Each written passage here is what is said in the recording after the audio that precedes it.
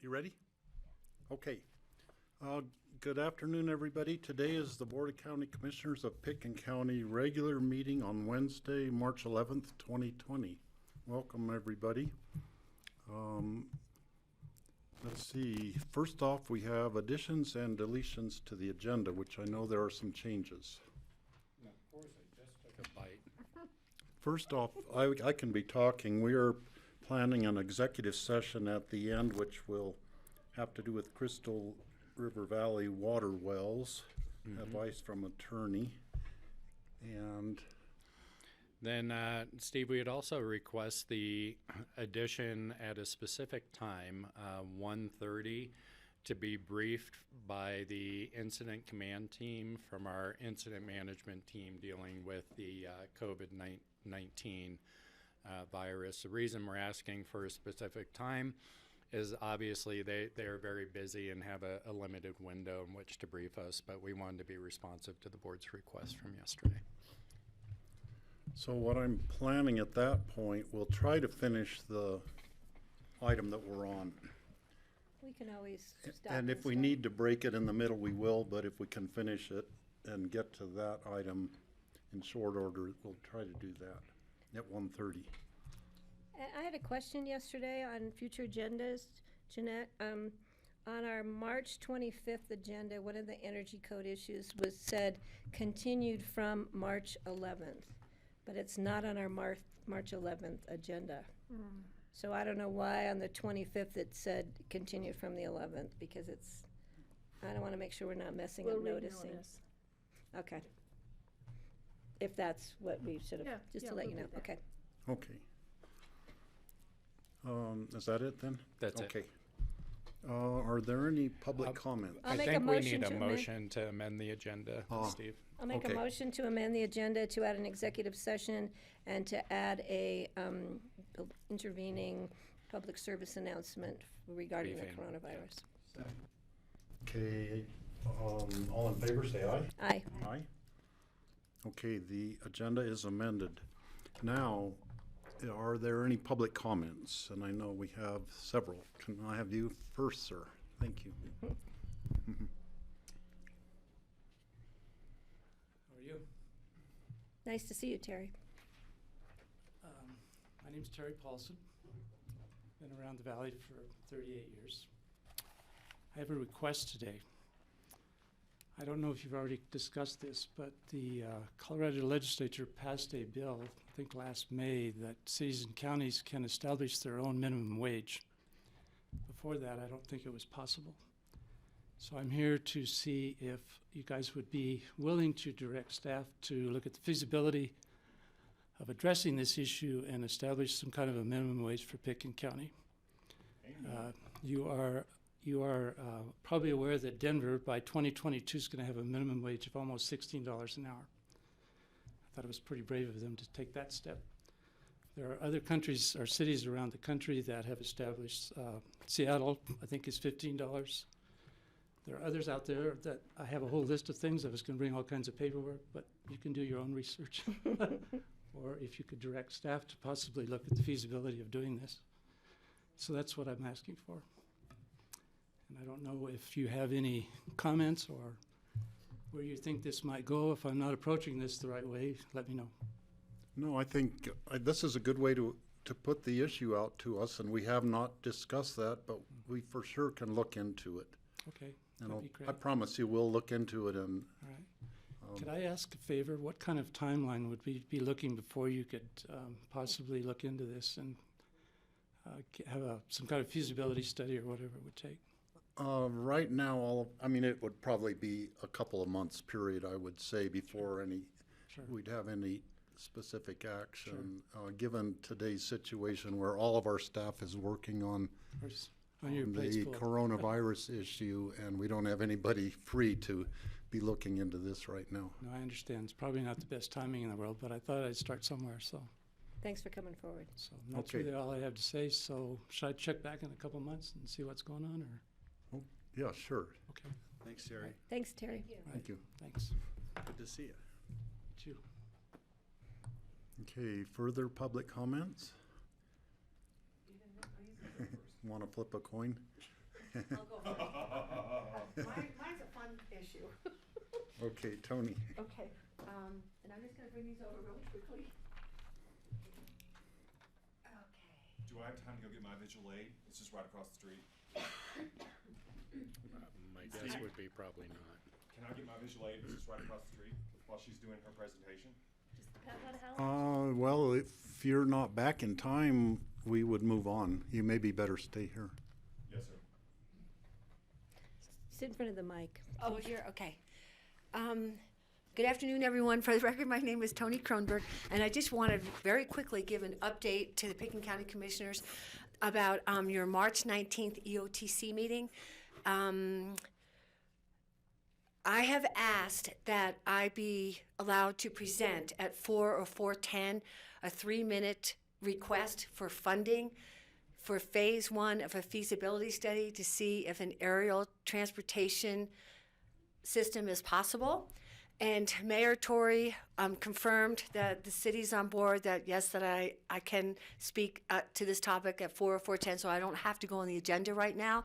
And then Mayor Butler said the same thing, and Mayor Butler actually went so far as to say that she'd like to see phase 1 and phase 2 included if the funding request is approved. And I just found out this morning that I thought that phase 1 was just to see if the aerial connection is physically possible, and phase 2 would be the operations and maintenance. But apparently phase 1 would include both of them.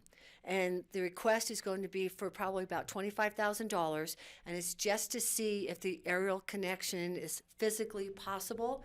If it's not, which it may not be, then it's grounded. But if it is a possibility, then we can explore it further. And the good news is that the Airport Advisory Committee yesterday finalized their recommendations to the Pickens County Commissioners, and they have included in their seamless connectivity portion of it to take a look at an aerial connection. So I just wanted to give you an update that you'll see me on the 19th, and I've done an online survey and a handout survey, and I've probably received, I think, anywhere between 600 and 800 responses.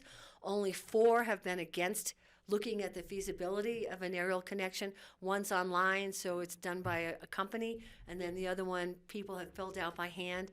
Also have done a business supporter list.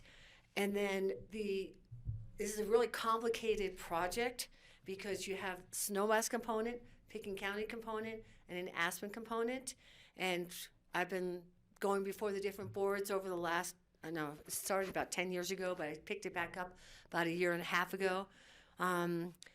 So that different pieces of it, what I'm trying to do is time everything at the same time, because Snowmass Town Center is getting redeveloped. They have to figure out how to connect Snowmass Town Center with Base Village.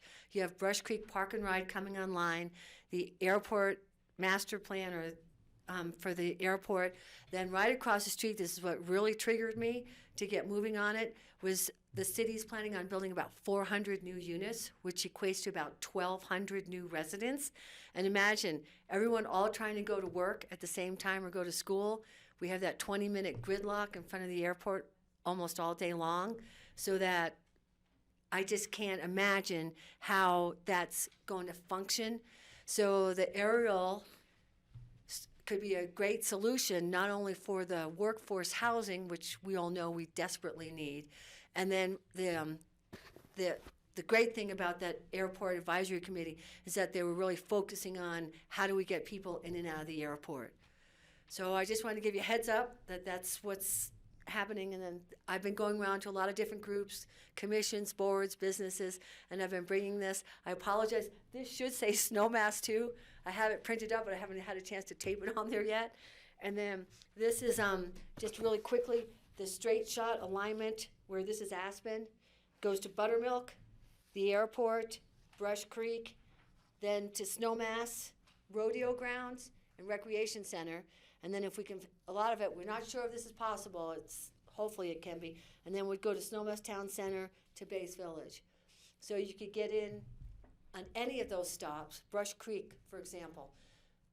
Commuters coming up Valley can park there and then get a gondola to go wherever they need to go. And I'm doing an outreach for Down Valley also, because we're gonna be asking them. So hopefully, give you enough information on the 19th, so that we can figure out how to fund it, and could either come through EOTC, or each individual jurisdictions would have to do their own thing and then pull together an IGA.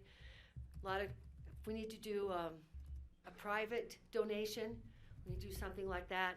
And it's very similar to what happened with Lift 1A. And I started that process with Lift 1A to try to pull all the developers together. And when I realized that wasn't possible, then we went before the city council during the Gorsuch approval and said, in order to make this transportation work, we need to bring the lift further down. Ski company took the lead, and then everybody contributed.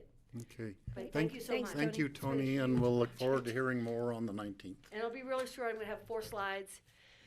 Turn in the survey and ask for the funding. Thank you. Okay, thank you. Thank you so much. Thank you, Patty, very much. I trial run with Patty earlier. You did good.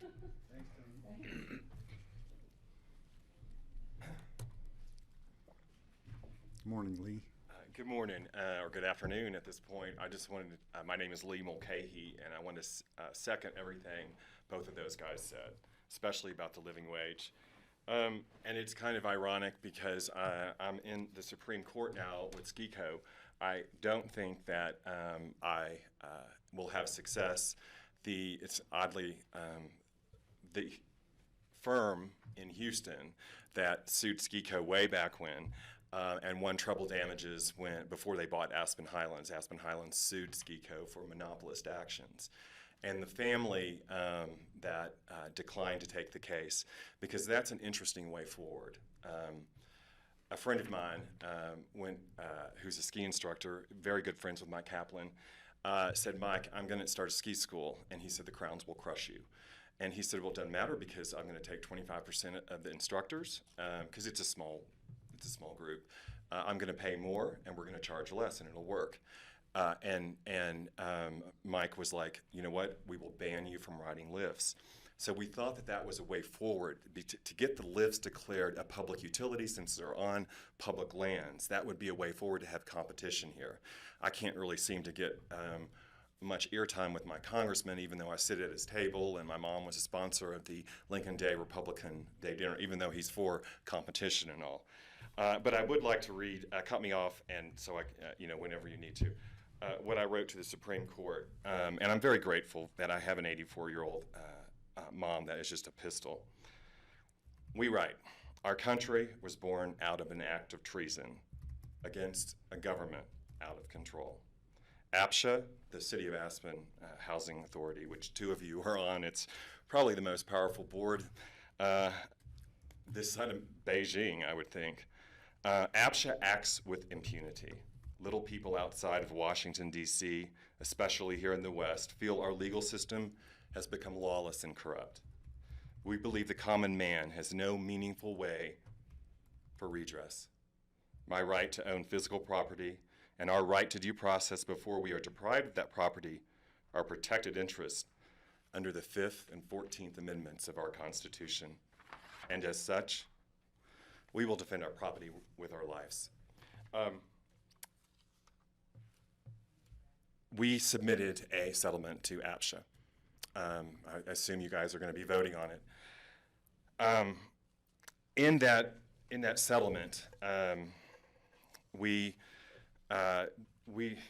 my father was on his hands and knees, and I would please respectfully ask for the recusal of board member Rick Head. He refuses to recuse himself, just like this gentleman over here. Rick works for SKICO, and I'm in the Supreme Court now with SKICO. More significantly, the judge, Judge Neely, called Rick out for violating our free speech rights, Westerners' most sacred rights, on pages 4, 5, and 6, and 24 and 25 of this order from Judge Neely. And I would please ask, I know that you were very kind to put it in that if someone could ask for it or search for it, but it's very difficult to find. If it could be possible, Steve, you knew my father, if we could put these documents in, like when Mulcahy references it, you have to go to a different section. And look, I have a PhD. I'm very good at research, but I can't find the documents. And so I think the public will have difficulty too. But if they could be attached to the meeting notes, would that be possible, please, ma'am? Well, we can look into it. Do that. Yeah, why don't you leave, if you can leave Okay. the documents with Jeanette, and Lee, you'll have to finish now. Okay, Like we do with all our public records. Yes, yes, sir, yes, sir. Right now, Okay. they're attached to the packet. I just want to say I'm real grateful for the time, and I think I'm up anyway, so thank you, Steve. Thanks, Lee. Okay, thanks.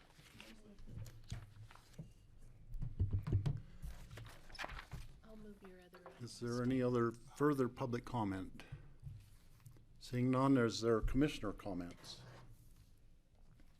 Patty? I usually make comments about public safety, but I think we have a presentation coming before us at 1:30. I hope the public is watching, or will watch us later tonight when they can watch us on reruns, about the COVID-19 virus. It's imperative that people listen and hear and respond appropriately to the actions that are being recommended by the Pickens County, by the State Department of Public Health and Environment, and by the Centers for Disease Control, as far as keeping themselves safe and healthy. So please pay attention and do what you can. And again, people are being asked not to panic, but to act appropriately and to do a little homework. We are setting up a hotline, which will be coming out with a we'll be releasing it soon as far as the number to call. I think there's a press release that went out with that information. So please, if people have questions, they can always access it directly through Pickens County. Kelly? Thanks, Patty. And I just want to give a particular shout out to our staff, our public health staff who are working overtime and Above and tirelessly beyond. to help protect everybody, and as well as just other staff who've stepped up to volunteer. We have a phone bank happening upstairs. We've had staff who have been trained to answer community calls, staff who've offered to translate in Spanish for community members. And, so just thank you to everyone who's really going above and beyond their typical roles.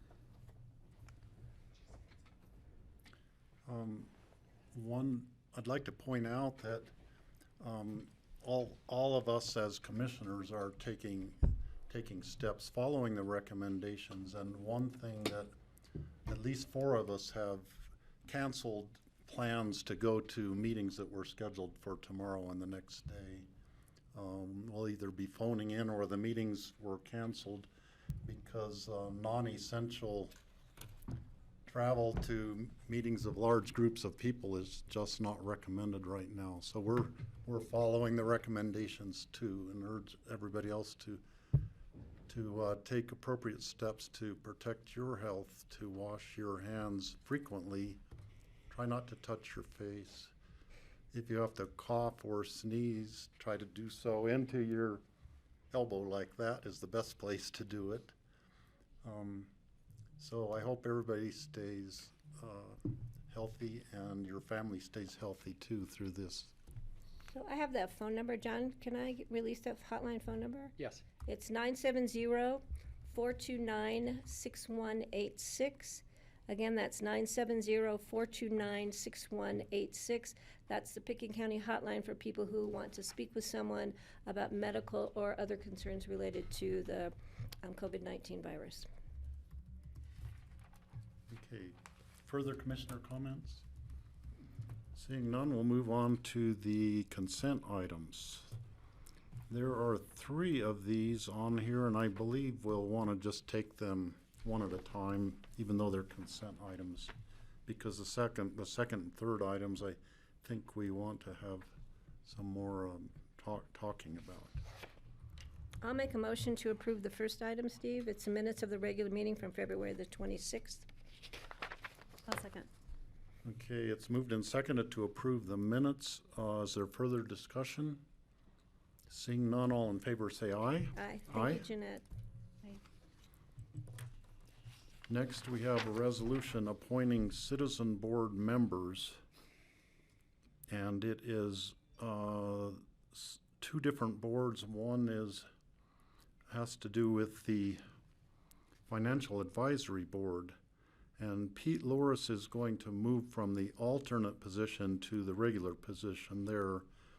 And then the resolution would appoint Scott Friedheim to serve as the alternate position on the Financial Advisory Board. On the Healthy Rivers and Streams Board, there are 2 open positions, and the resolution would appoint Wendy Huber to the Roaring Fork Watershed position and Chuck Ogilvy to the District 5 position. Move to approve? And I will second. And Okay. thank them, and thank everybody who came forward. We appreciate people who take the time to commit their free time to Pekin County, to our boards and commissions. Is there further discussion? Seeing none, all in favor, say aye. Aye? Aye. Any opposed? I'm gonna sit this one out. I'm gonna say nay, only as a protest vote, which, just for the record, thank you. Okay. So note that the vote is 4-1 on that. You said sit out. Do you mean to abstain No, or to vote no? I think abstain is better, thank you. Thanks Abstain, for helping me okay. clarify that. Next item is a resolution adopting the 2019 Picken County Age Friendly Initiative. And I had thought that Chad Federovich was going to be here. He's not here.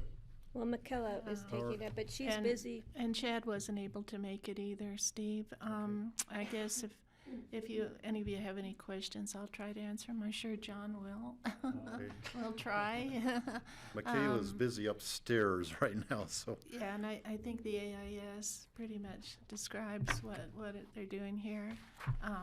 It's an initiative that there's a letter in the packet for your support of the initiative. So Yeah, and that letter has signature space for all 5 for of all us. So 5, we, once we pass it, we should all try to sign we'll, it today. Michaela will put it on letterhead, and I'll make sure Perfect. I'll pass it around to all of you for a signature.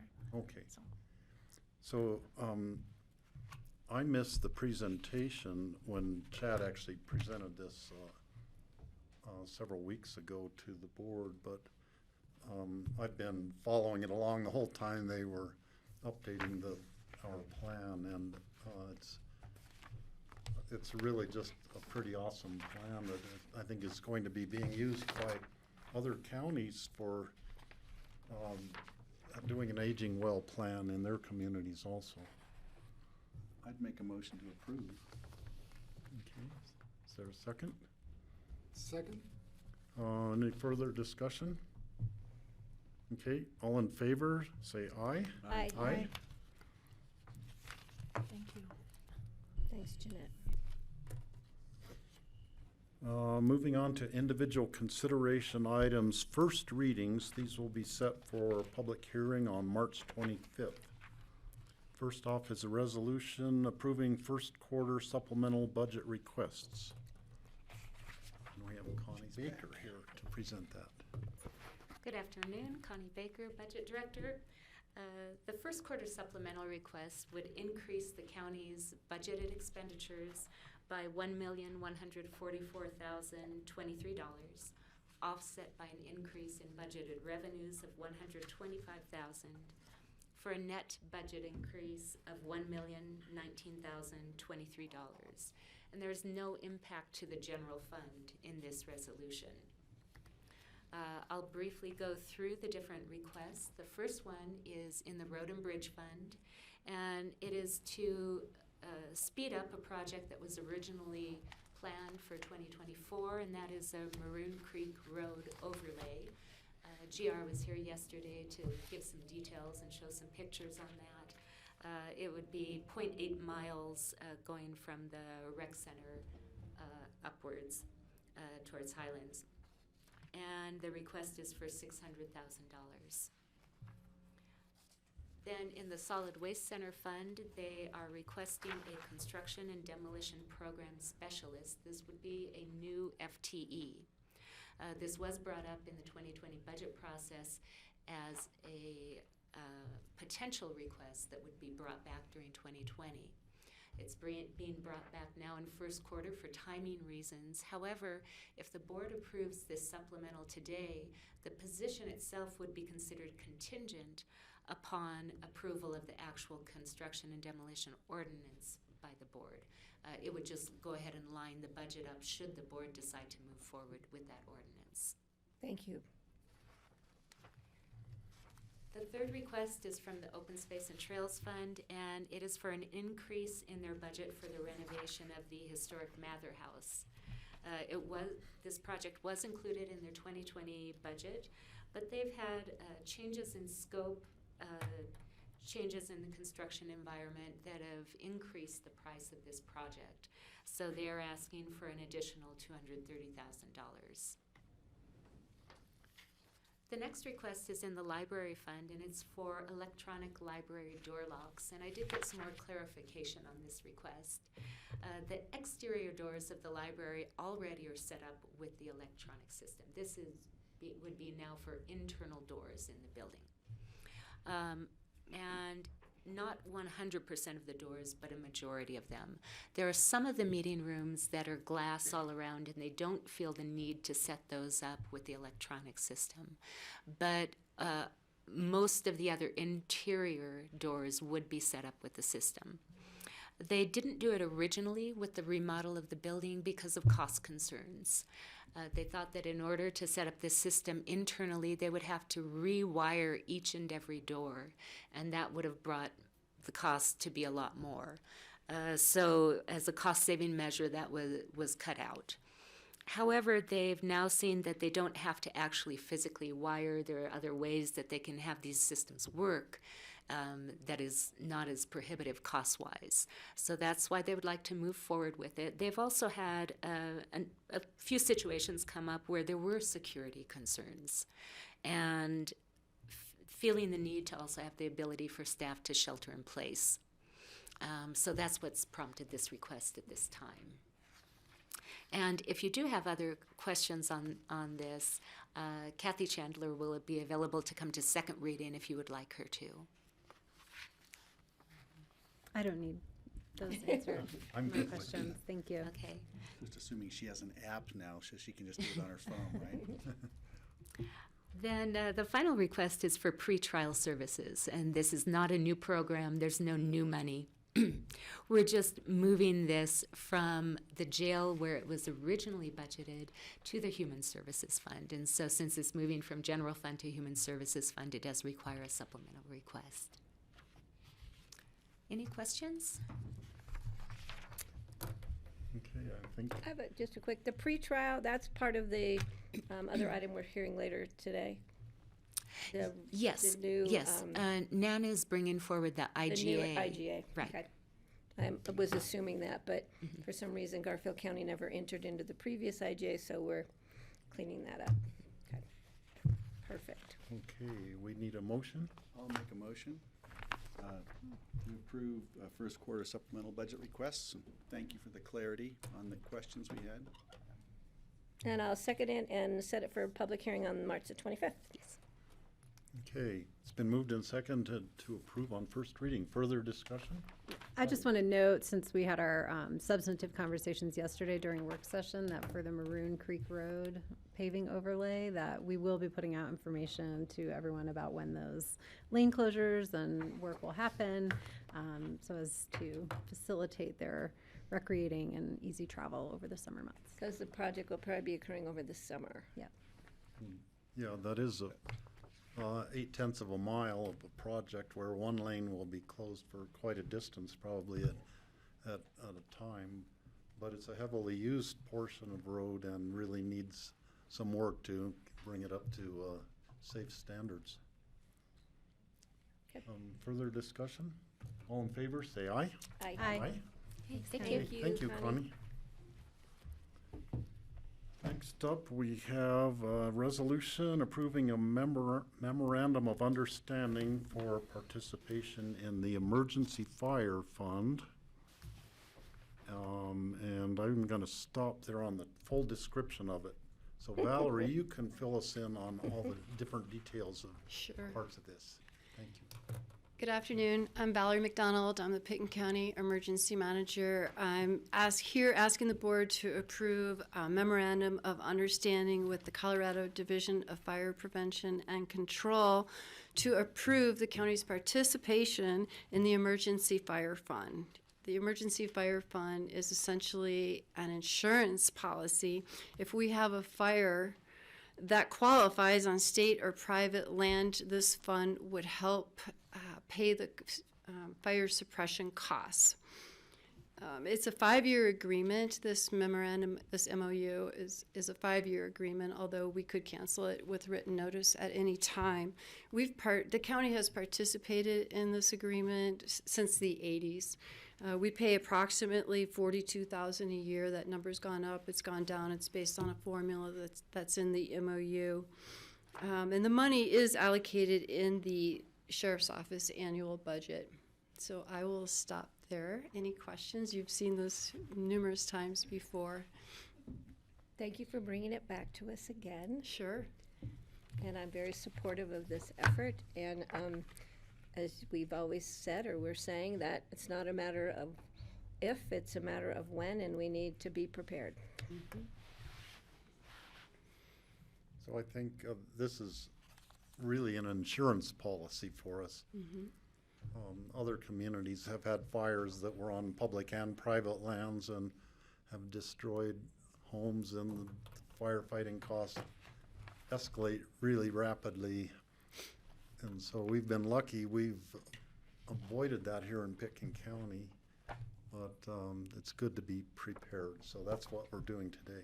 Yes, I think it's in the best interest of the citizens and also our public safety agencies, most notably our fire departments, appreciate our participation in this a lot. It definitely came into play with Eagle County during the Lake Christine fire. Mm-hmm. Kelly? Yeah, can you help me understand is there a match requirement and what triggers our access to the fund? When we have a fire, there's a business side of wildfire. You've heard me talk about it before, but whenever we have a fire division, our regional field manager from Division of Fire Prevention and Control will come, and there's a stack of paperwork. And one of the forms is a complexity analysis, and it's a 2-page form. We would answer all those questions with our fire departments and DFPC, Division of Fire Prevention and Control, and that would tell us if we qualified or not. It has to do with resources available, values at risk, things like that. Okay. But there's it's not subjective. Mm-hmm. There's a form and a process. Okay, thank you.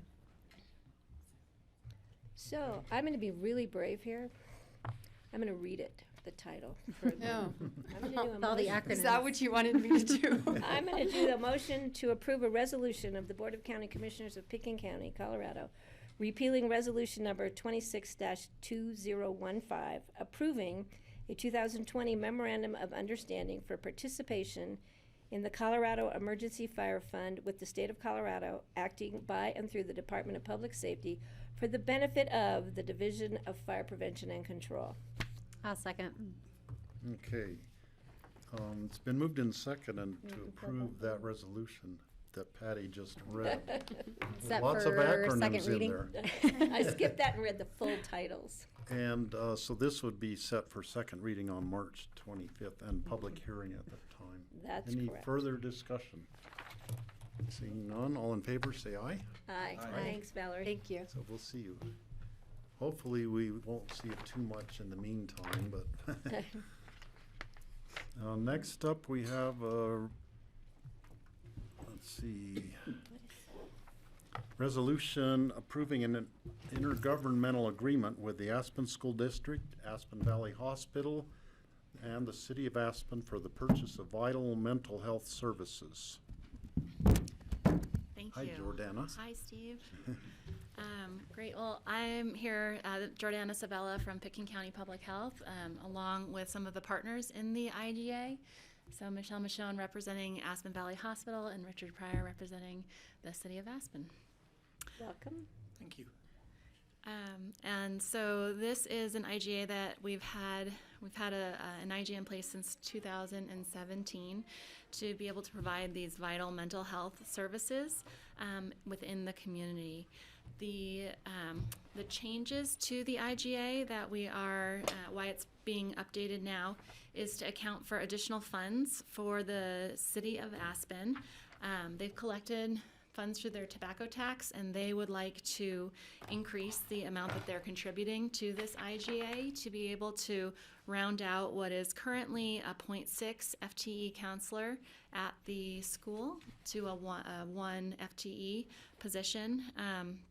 And then, as well as Pitkin County increasing their support of this effort by $31,000 for employee incentives for the 3 Mine Springs positions that are funded through this joint agreement. And so I would just ask if there are any questions. Right. Just talk, if you could explain employee incentives. We're going from 0.6 to an FTE, so there's salary. Is that the incentive you're talking about? There's something else? Different positions. So the 0.6 to the 1 FTA is for a school counselor position. And then there are 3 positions funded in this effort through Mine Springs. Do you know the positions specifically? Yeah, there's, they created an interim position between the director in Aspen and the clinical workers to. Did you say intern or interim? Interim. Interim, okay, thank you. Yeah. Sort of a mid-management position to collaborate with the director and the clinical staff. So I know that was added on. And then I don't know the details behind that specifically. What I can speak to is the difference between the value in the money the county is offering might potentially commit to today around the benefits. With the PACS program that I think you're all aware of, we've seen struggles with retaining and hiring staff in this area, along, many other communities had the same struggles, right? And towards the end of last year, we needed to up our game in order to make sure we could retain some of that staffing. My perception is that this funding is going to be directed to those efforts to retain people and to bring new staff in. I know Mine Springs, along with other providers, has trouble finding those folks. So I see huge value in that, I think, $30,000 ask of the county specifically, because it's been very successful in maintaining the PAC program on track and keeping those folks here. Right. So it relates to that.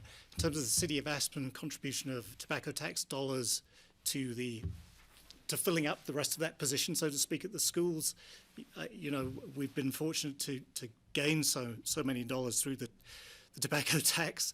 I see a concerted and continued effort to put more of those funds even to functions like this, to systems like this, to kind of build up the continuum, to support the continuum, whether it's through the position or even perhaps through enhancing the existing systems that Mine Springs has to retain people and to bring more people here.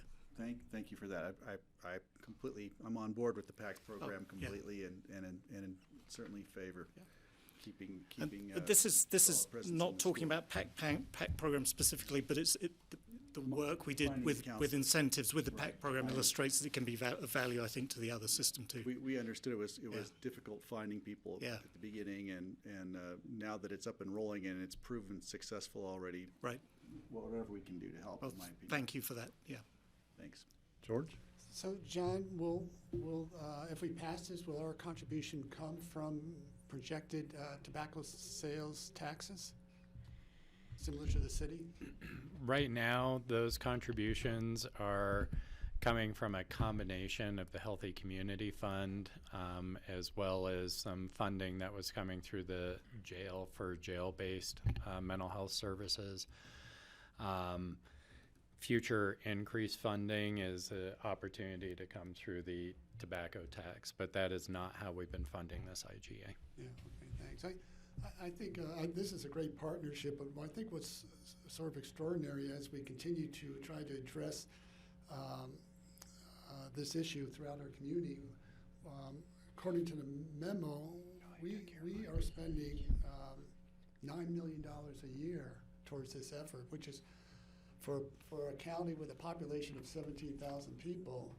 That's really extraordinary in terms of the community really stepping up, and no one could do this alone. It has to be through a series of partnerships, but it's pretty extraordinary, I would think, for a community this size to be allocating so much money to such an important issue. But we're still kind of struggling even with that. Right? If I could, I always describe Aspen as being a town of 6,000, and Pitkin County is a population of 18,000. But we know that the population intensity is about 53,000 in the high season, and so now I just can't get past saying that now. It's like, actually, we've got 53,000 people here on a daily basis, and we're serving them too, because it's our community is extended beyond the borders of the county, certainly. So I think it's money well spent, and we're hoping we're getting a foothold on the mental health issues we have. And in the schools especially, I'm really grateful to see that getting some strength. Kelly? Thank you. Of course, I'm supportive. I'm on a little bit of the details. I'd be interested if on second reading, if we could have some more of that fleshed out from Mind Springs. They don't necessarily have to come, but just maybe through you, Jordana, or anyone you designate, about what the salary incentive or the incentives are. So Sure. this would be helpful at second reading. And then I'm just curious, I think PACT has been up for a year now, so will we get a report out from that program on how it's functioning and its successes? We can certainly put that on a BOCC agenda if that's of interest to you. Yeah, I would say we probably won't have that by second reading. No, that's fine, of okay. course, yes. Once COVID-19 And yeah, it doesn't. There may be an opportunity to combine that with the IGA renewal as well, the update. Great. Thank you. Okay. Important stuff. I would entertain a motion. I'll make a motion. Let me make sure I get it right here. That we approve an intergovernmental agreement with the Aspen School District, Aspen Valley Hospital, City of Aspen, for the purchase of vital mental health services. I will second, set for public hearing and second reading on March 25th. Okay, it's been moved and seconded. Is there further discussion?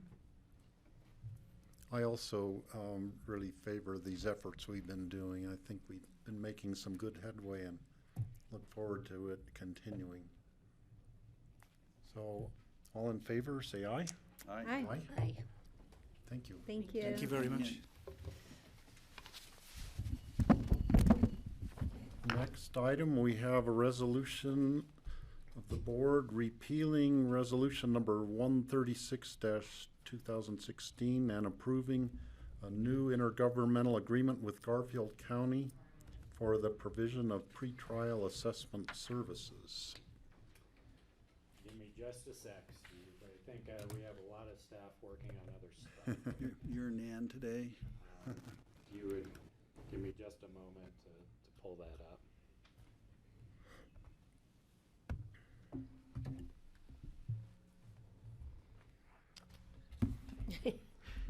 I have a paper copy too, John. Yeah. Thank you. Sorry, you caught me double dipping on my time.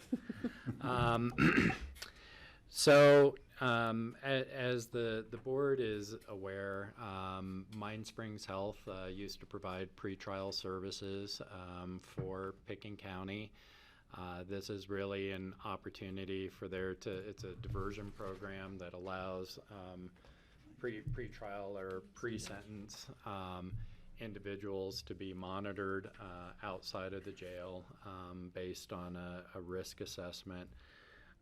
Mind Springs gave notice that they were not going to renew that contract as it was not part of the core services that they provide throughout their multi-county region. And as such, we worked on identifying an alternative solution. And so that alternative solution involved a combined set of services through Recovery Resources and then Garfield County Criminal Justice Services, who's providing risk assessment tools for the pretrial program. And that allows the judges as well as the case manager to determine an individual's appropriateness for pretrial services, and then the level of supervision from there. So this IGA really executes that portion of the agreement with Garfield County, and I believe we were doing this with Garfield County with incompletely executed IGA, so that cleans this up also. So it just kind of got missed. Garfield's signature on the document just kind of got missed. Services were still being provided, but the IGA wasn't technically in place. My argument is in invisible ink, but no one's buying that. Oh, okay. I'm not buying it either. Who's the chair? George? John, do we have any data in terms of the success of this program? It's been implemented now for several years. And I don't have that in front of me right now, but as far as a diversion program, it is a successful program in terms of keeping beds free in the jail. I would have to probably have someone else here to answer the specific numbers right now, George, but it's also not only in our community but in other communities that have pretrial programs. These are low-risk programs, and actually evidence-based studies would show that it actually reduces the likelihood of recidivism by keeping folks out of an institutional setting where they may, frankly, pick up worse habits. Right, yeah, thank you. Yeah, and I've spoken with a local judge, and she said it was extremely successful and very beneficial and really in need of continuing. Yeah, it's certainly a program that enjoys a great deal of support with our local judges. Well, and I'll just note this, we're seeing a movement here statewide, and the legislature's tangling with some requirements for pretrial services based on best practice and evidence practice. And I just want to extend a thanks to Garfield County for really helping us be able to offer this to our community. Good point. Yeah, I think there's probably substantial financial gain from us if we can keep people out of jail and living at home while they're waiting for their trial date and the different things. That's better for them, and I think it's better for the sheriff's budget, and frees up space in the jail for hopefully nobody to fill those beds, but if need be, we have them available then. So I think there's a lot of benefits from this. So, Greg can make a motion if you're ready. Sure. Repealing resolution number 136-2016 and approving a new intergovernmental agreement with Garfield County for the provision of pretrial assessment services. Second hearing will be on March 25th. I'll second. Okay, it's moved and seconded to approve this resolution. Is there any further discussion? Seeing none, all in favor say aye. Aye. Aye. Okay, thank you. Moving on to individual consideration items. These are second readings and public hearings. We don't have anybody here from open space. Yeah, and We're that price ahead I of was them, pretty huh? sure would be here. Might be because we're running. You guys are going so fast. While we're waiting, can I make a motion to continue the next item? I believe yeah, we might as well. We're gonna move ahead to item number 9. It's well, I'll let you read the ordinance when It's you an do your. ordinance granting an access easement to Aspen Consolidated Sand District and granting a utility easement to Holy Cross. It's being continued to March You can have your sign in this room. You can't have it behind the dais. Oh, okay. Yep. I'll pull it back. continuing it to March the 25th, 2020, and today is also the second reading and public hearing. So we need to open that public hearing, just in case somebody came. Yeah, is I will there? second Patty's motion. Okay, it's moved and seconded. This is a public hearing. Does anyone here wish to speak to this issue? I know that there's no technical problems with this utility easement, but there were a number of signatures that are required for it that they just hadn't all been collected yet, so that's the reason for continuing it. So, any further discussion? All in favor, say aye. Aye. Aye. Still waiting for price. Let's see. I don't think we want to move on to another item in land use until we, Unless do we have questions about it, or? I think John has to step out, so I'm happy to assist you if I can on the open space and trails issue. okay. Here we come. Ta-da.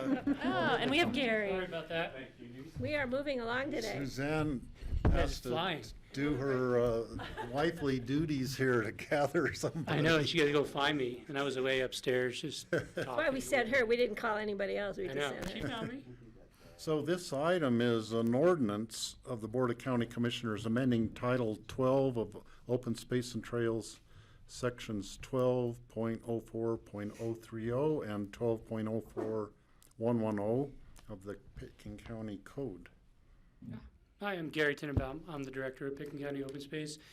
And really, truly, these are, at first reading, you got a full explanation of all of the details of the changes to Title 12. This is really a cleanup, and for us to really, make sure that Title 12 aligns with current conditions and really, truly, where Price is today. He's actually at Ranger Training in Fort Collins, and all the open space programs try to align their kind of ordinances and regulations together. We learn a lot from the Front Range because of the fact that they usually deal with a lot more issues than we deal with. So anyway, I'm here just to answer questions, and if you guys have anything further. Just in case, look at that. So yeah, so unless you really want me to go through it all again, I'm happy to answer questions. We had a pretty good presentation on this in a previous meeting. Does anyone have any other questions about it that you need to be updated on? Yeah, I don't think there are any changes from the first read, so I think it's something that we need to do, because we've had issues with kind of our rangers having their hands tied and not being able to enforce things as they need to be for protection of open space, for many reasons, protection of public safety. And one of the big things is really just clarifying the difference between a commercial use and a special use. That was one of the things we really needed to include into this draft, and so that's a clarification there. Considering how many more commercial uses and special uses we're having, trying to clarify the differences between the two is pretty important for us. And so the other things, I'm just getting reacquainted with them all. We're not major changes to Title 12, which is clarifications. Okay, Kelly? I just want to note there is some fine increases. So folks who thought that in the past they could park wherever might be surprised by a ticket and a fine this summer. And I'm sure we'll hear about that to this effect. But again, we're trying to give our rangers the tools they need to protect the resources and public's access to them. True, and also one of the things we're doing with the fines is we're actually lowering them on some of them, because, for parking in the county, if you get a parking ticket, the parking ticket is pretty low. It's like $15, $25. So ours used to be $100 for the first offense, so that's kind of a harsh first offense for a parking ticket. It does get people's attention, but we are lowering it to $50. Otherwise, we are changing our fine structure pretty significantly. So Kelly is right. Some of them are definitely going up, and so, the reality is the fines. What we've learned is our fine system is definitely higher than most others, but we're in a different community than most others, and the reality for us is, trying to get the fines to actually change behavior is an important piece of the puzzle. Great. Yeah, Gary, I'd love to just ask a little bit, if we could ask for some clarity on commercial activities and special events. I know there there are areas where a line is crossed. For instance, if the newspaper wants to do a shot on a open space, it seems that they wouldn't need a permit if it's journalistic activity, but if it's commercial or advertising or something, then it would. Is that right? Yeah. So I just want to make sure we're not trying to limit people's ability to a journalist to shoot a photo story or something like that. But I know there are gray areas, and I know one came up recently. And so the question I have is, because I used to be in a business where we would be making commercials or productions or doing a shoot where you needed a shot and wanted to do it on, either Forest Service land, open space land, public lands. Is there a way we can expedite a process for the simple things? And I see that it talks about the open space director being able to make a call. Is that correct? Is that how I read this properly? If somebody's in a hurry, they need to get it done in the next day, it's not something that the Board of County Commissioners will be able to move quickly enough on. So what does that do? What does that mean? Are we going to just say no? Or will there be ways of expediting, or is there an ombudsman who can help people who don't understand? Well, the reality That for would the be you. permits is they come to us, they come to open space if they're entirely on open space, and we'll improve it without, you guys have given the authority for the program to approve special uses. All management plans have what's allowed and what's not allowed. And so we need more than a day, but we don't need like 2 months. Right. We need a certain amount of time to be able to review it, to have our rangers review it, to make sure it complies with the management plan. But it is the whole system has changed significantly from the days of old, because we used to do all of the special uses and commercial uses had to come through community development, and a lot of them had to go to you guys. And so we've changed a lot of that structure to come to us. If it's fully on open space, it comes to our department, they fill out their permit, and we usually issue it within 10 days to 2 weeks. That's if it's really, we get a lot of requests for like 3 days and 5 days, and we have to be careful on those because somebody might be out, or being able to make sure that they have the proper insurance and all this other stuff. Right. But we do it in a much more expedited way. Great, thank you. Glad that you're expediting it. I understand the need for it completely. I can just think of a quick anecdote. When I was looking for a desperate location one time, we arrived in the morning of the shoot to find out that the highway department had ripped up the highway we were going to shoot on. And it's because I had, made a bad call and hadn't dotted all the I's a long time ago. Yeah. Well, and that's why we do the special uses too, because sometimes you want to do something, at Redstone Park, but somebody else might want to do it on the same day. You don't want 2 events going on at once. Right. Or we might be doing the sprinklers on that day, and we Sure. definitely don't want to do an event when the sprinklers come on right in the middle, right. That's happened, yeah, I remember that happening. Okay, thank you. Thanks. Okay, this is a public hearing. Are there any members of the public who wish to speak on these open space and trails code changes? Okay, seeing none, bring it back to the board. I will make a motion. I'll make a motion to approve an ordinance of the Board of County Commissioners amending Title 12, Sections 12.04.030 and 12.04.110 of the Pitkin County Code. And thank you for bringing this forward to us. I'll second. Okay, it's moved and seconded to approve this ordinance. Is there any further comments? Great, thank Just you.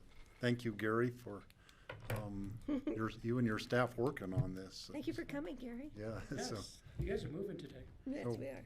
all in favor, say aye. Aye. Aye. Thank you. Thanks, Gary. Thanks. Thank you. Can we take a little break since we Well, I don't think have our we next need to take a presenter? break. The next item, Alan Richmond is supposed to be here for it, and he is not here, Well, no, our next item we I have, think. no, our next item is Helene from, Yeah, but I think, I and think Alan that's Richmond Jen is Allen. the representative, so That's you. let's take a, Well, I was going to say, at 1:30, we have another group coming in, so I don't think we're going to have time to look at a land use issue between now and then. I just wonder if there's any open discussion we could do now, if anyone has any. we don't have a county manager here. I'm happy Have to a- take notes. Well, but he usually brings us open discussion. I know, but if you have anything, I don't know, we can always Right. stop during the middle. Yeah, and we might need to stop in the middle of a, We can do that. so let's take a 10-minute break right now. 10 minutes, and great. See if we can track down Alan Richmond and get him in here. Is he in the hallway, perhaps?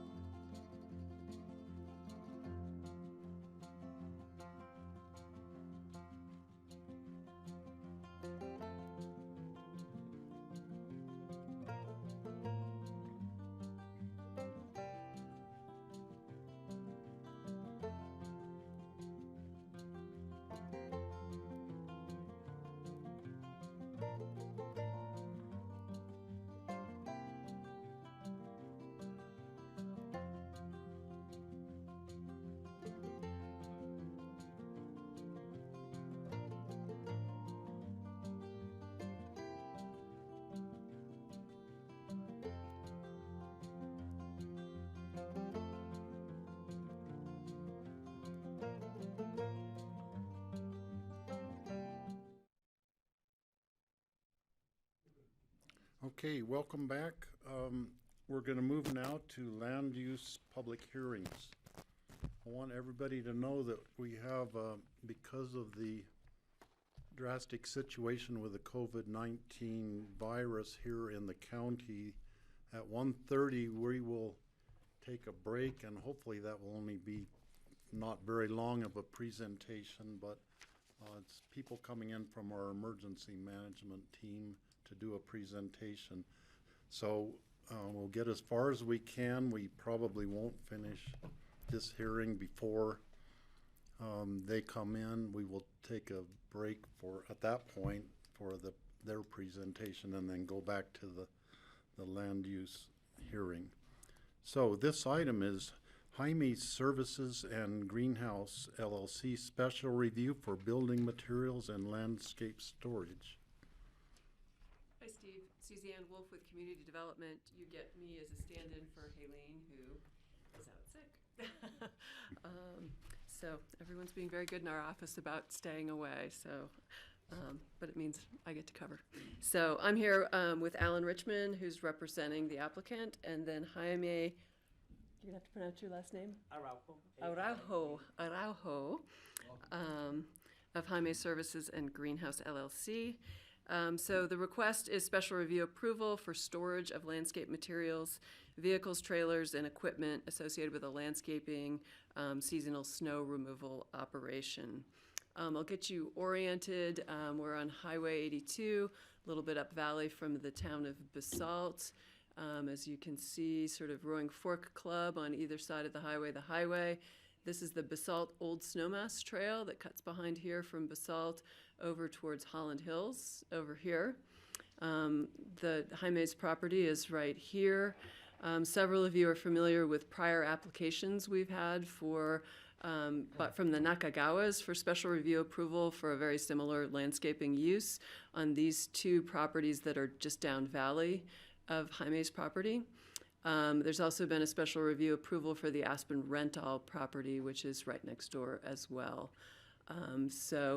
I think you all are aware this kind of corridor, there's a mix of residential use. It's all zoned AR10, but there are a number of, in some cases, non-conforming commercial businesses or others that have come through our special review process. This is the area that's part of our new PBJ master plan that we're working on, Pitkin Basalt Junction, sort of as a corollary to the Basalt master plan. We're looking at this corridor as an area that we have not really master planned in the past. It was part of the Down Valley Comp Plan, but has not been addressed in more recent time than 1987. So anyway, I just think it's interesting to note that that is an effort that is underway, but hasn't gotten to a master plan yet. I'm going to let Alan, when he comes up, I think get into a little bit more of sort of the details on the operation itself. We do have the site plan on the property that does show more specifically how things will orient. But again, I think I'll leave that to Alan to walk through with you, and then he's got a few photos. So the special review criteria, I think you're somewhat familiar, compliance with the, or consistency with the master plan, not conflicting with the code, health, safety, welfare issues, what are the impacts on the surrounding area, how's it going to operate? Those are the kind of criteria we're looking at under special review.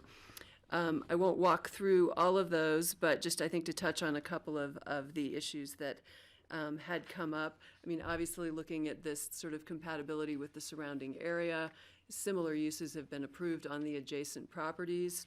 The applicant does have letters of support from the neighbors on either side.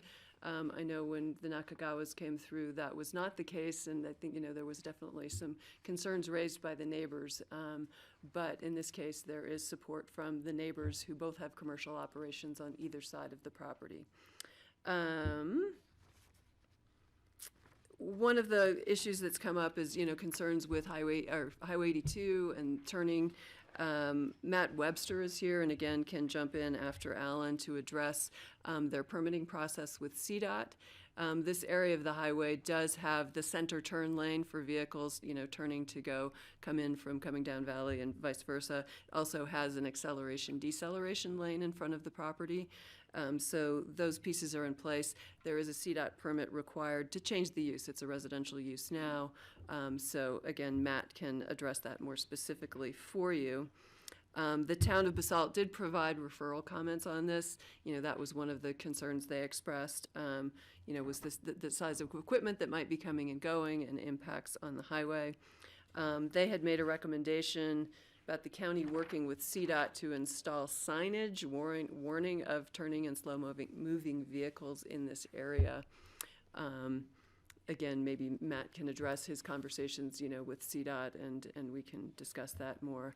There will also be improvements to the driveway itself, so that will be a county access permit to accommodate the turning movements in and out of the property. They're anticipating, I don't think, any substantial improvements, but some widening of that entrance as well as a little bit of widening of the driveway to meet our 16-foot standard. So that would be addressed.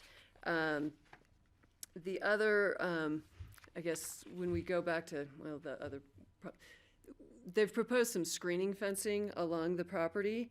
When Nakagawas were approved in Aspen Rental, we've worked with them on providing fencing in between the properties to provide screening from one property to the next.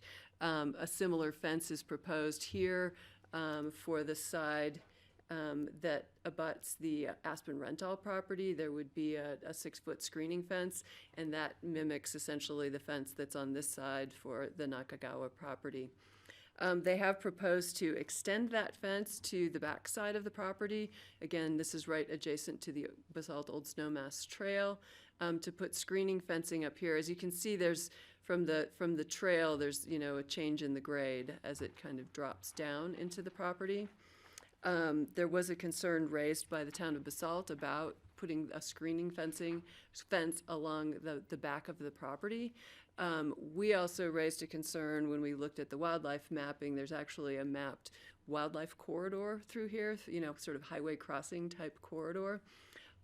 Not sure if this is the best corridor or not, but it is mapped, and that does trigger for us a requirement to have wildlife-friendly fencing as opposed to solid fencing that would prohibit movement through. We've had some discussions with Alan. He can update you again. He's spoken with Jonathan Losky about it. We've tried to get in touch with Curtis Tesh with CPW and just haven't been able to connect with him. Sort of the question being, do you have a concern here about crossing and having a solid fence or not? And, should it be wildlife-friendly fencing, or, are they okay with the screening fencing? Again, Basalt had asked not to have it right up next to the trail. So again, if they're looking for screening, again, what are the options in terms of addressing that? Again, Alan had spoken with Jonathan Losky, and I think,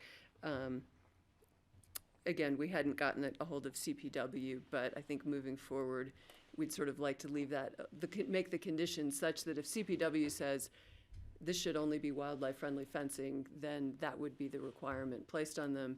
If they don't, then what's the other alternative for them in terms of screening, either with vegetation or a fence? So that's, I think, something to be discussed. And again, Alan will provide the information he got from Jonathan Losky. Additionally, there's standards in the code, use-specific standards related to the building materials and landscape storage. And the only issues there really come up, it specifies certain hours. The use can only operate between the hours of 8 a.m. and 6 p.m. It specifies that there's a maximum of 4 commercial vehicles on site at any time. Talks about a maximum of 5 customer visits per day. This is not a retail use. Retail use is prohibited, so there wouldn't be customer visits associated with this use at all. But Alan would like to discuss, they have asked to vary a couple of these standards, that they could have 5 commercial vehicles on site. And just to differentiate, we're talking about vehicles versus they're also having equipment, trailers, Bobcat, some of those types of equipment. We're not counting those towards the commercial vehicles. But again, they're asking to vary that to allow 5. They're also asking to vary the hours from 8 a.m. to 6 p.m. to 7:30 a.m. to 5:30 p.m. This is the standard in the code. It's not really something that we have an option to vary. These conditions did remain on the sites for the Nakagawa approvals. They have the same hour limitations and vehicle limitations. But I know that's an issue that Alan would like to address with you. I think that's it for me. Otherwise, we're recommending approval. I'm happy to answer questions. George. Thanks, Suzanne. A couple of things. One is, you mentioned when you started off, you had 2 letters of support from the adjoining neighbors.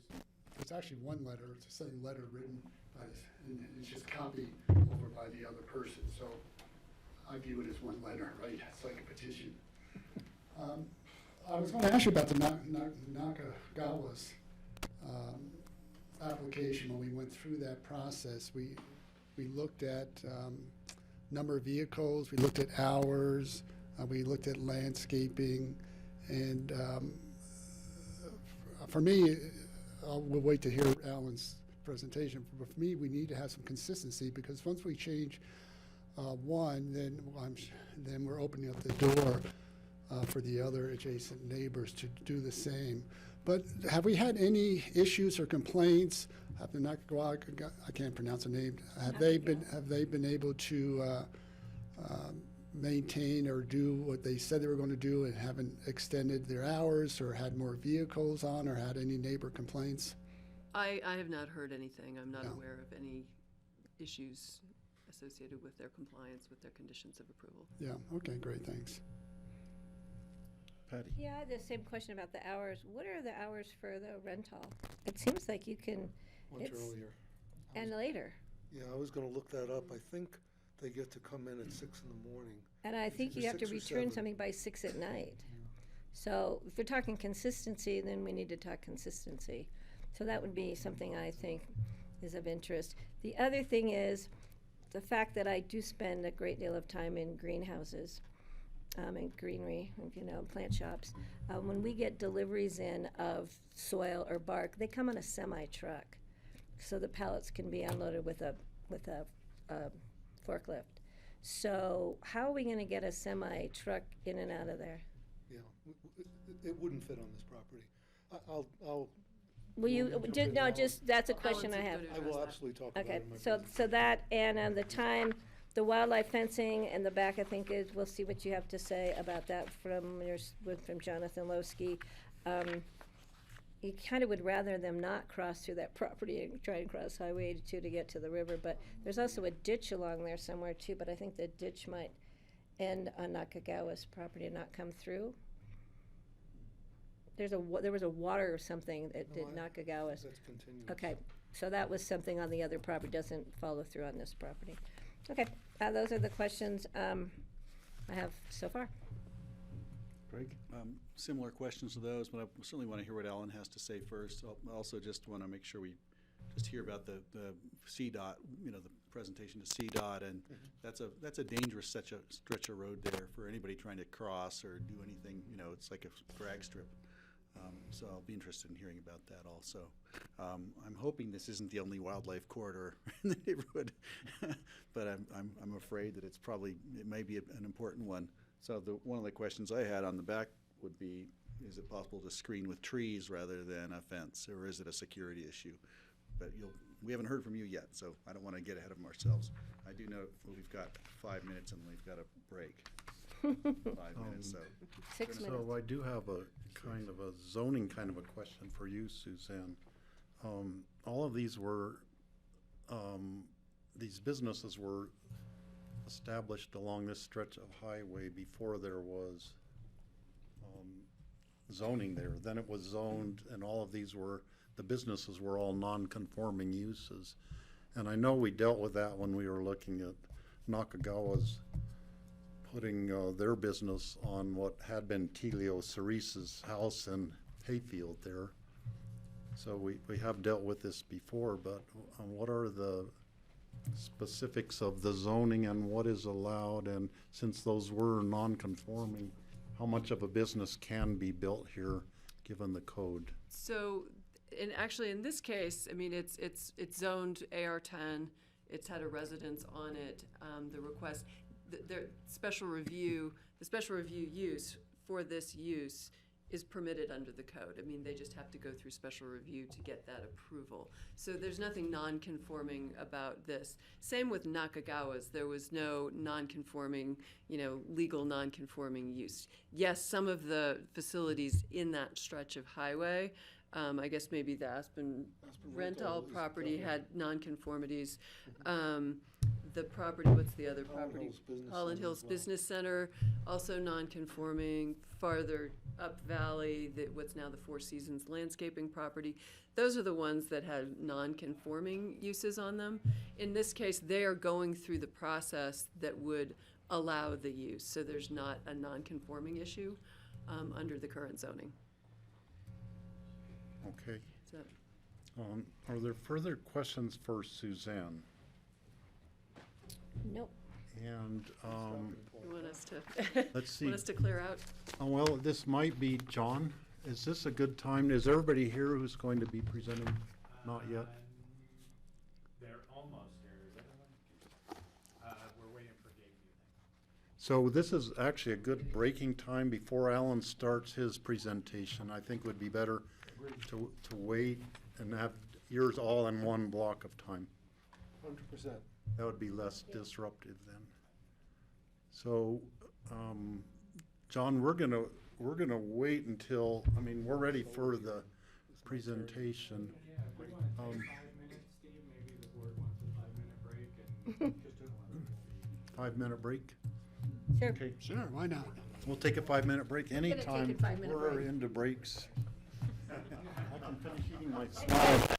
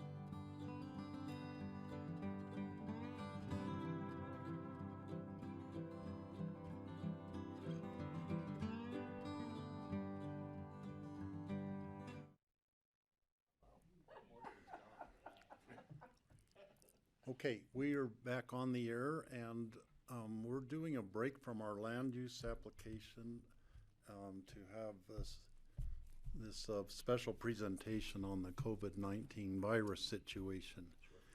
Well, thank So, you. Alex, if you could take it from And here. I'm actually gonna, I think what we're gonna do is, for the group, we'll start with just a kind of a general overview and a summary of the virus itself, and sort of from Suzuho Shimasaki from Public Health. So. Great. Hi, everyone. Suzuho Shimasaki, Deputy Director of Pitkin County Public Health. So I want to provide a little bit of background of where we are today. So on Tuesday, March 3rd, the Public Health IMT was stood up after we learned of the first cases of community spread here in the United States. At that time, we did not have any positive cases here in Colorado, but the community spread was one of the indicators for us to start having discussions about more intentional or for us to start thinking about the impacts of that here in Colorado as well. So we stood up the Public Health IMT to be able to have the infrastructures to develop those necessary plans. At that time, Karen, our Public Health Director, was the incident commander, and at that time, we also had Valerie virtually stand up the EOC so that we had added capacity to be able to address some of the preparedness work that we needed to move forward with. And one of the reasons that you're seeing some of this elevated preparedness in response to COVID-19 is really because from a public health perspective, it's a new virus that is here for us, and we're wanting to make sure that it doesn't become an endemic issue here for Colorado, for the United States, and really globally, and trying to see how much we are able to control that before we need to move into a mitigation state, and really thinking about similar, how the flu has become something that is common to our community, thinking about how we can be able to take the appropriate emergency preparedness and response measures to see if we're able to prevent this from becoming endemic like the flu. So really, the earlier we're able to diagnose and isolate any positive cases of COVID-19, the better we're able to prevent that from spreading across our community. And again, that's why you're seeing this elevated response. On Thursday, March 5th, as you may have heard, we had the first presumptive positive case in Colorado, and that was in Eagle County.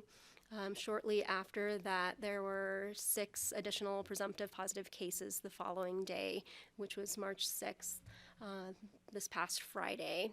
On Sunday, we were contacted by the Colorado Department of Public Health and Environment and notified that there was a visitor who had been in Aspen but had returned back to Australia who tested positive for COVID-19 in Australia, and that's when we made a decision to stand up our Pitkin County IMT.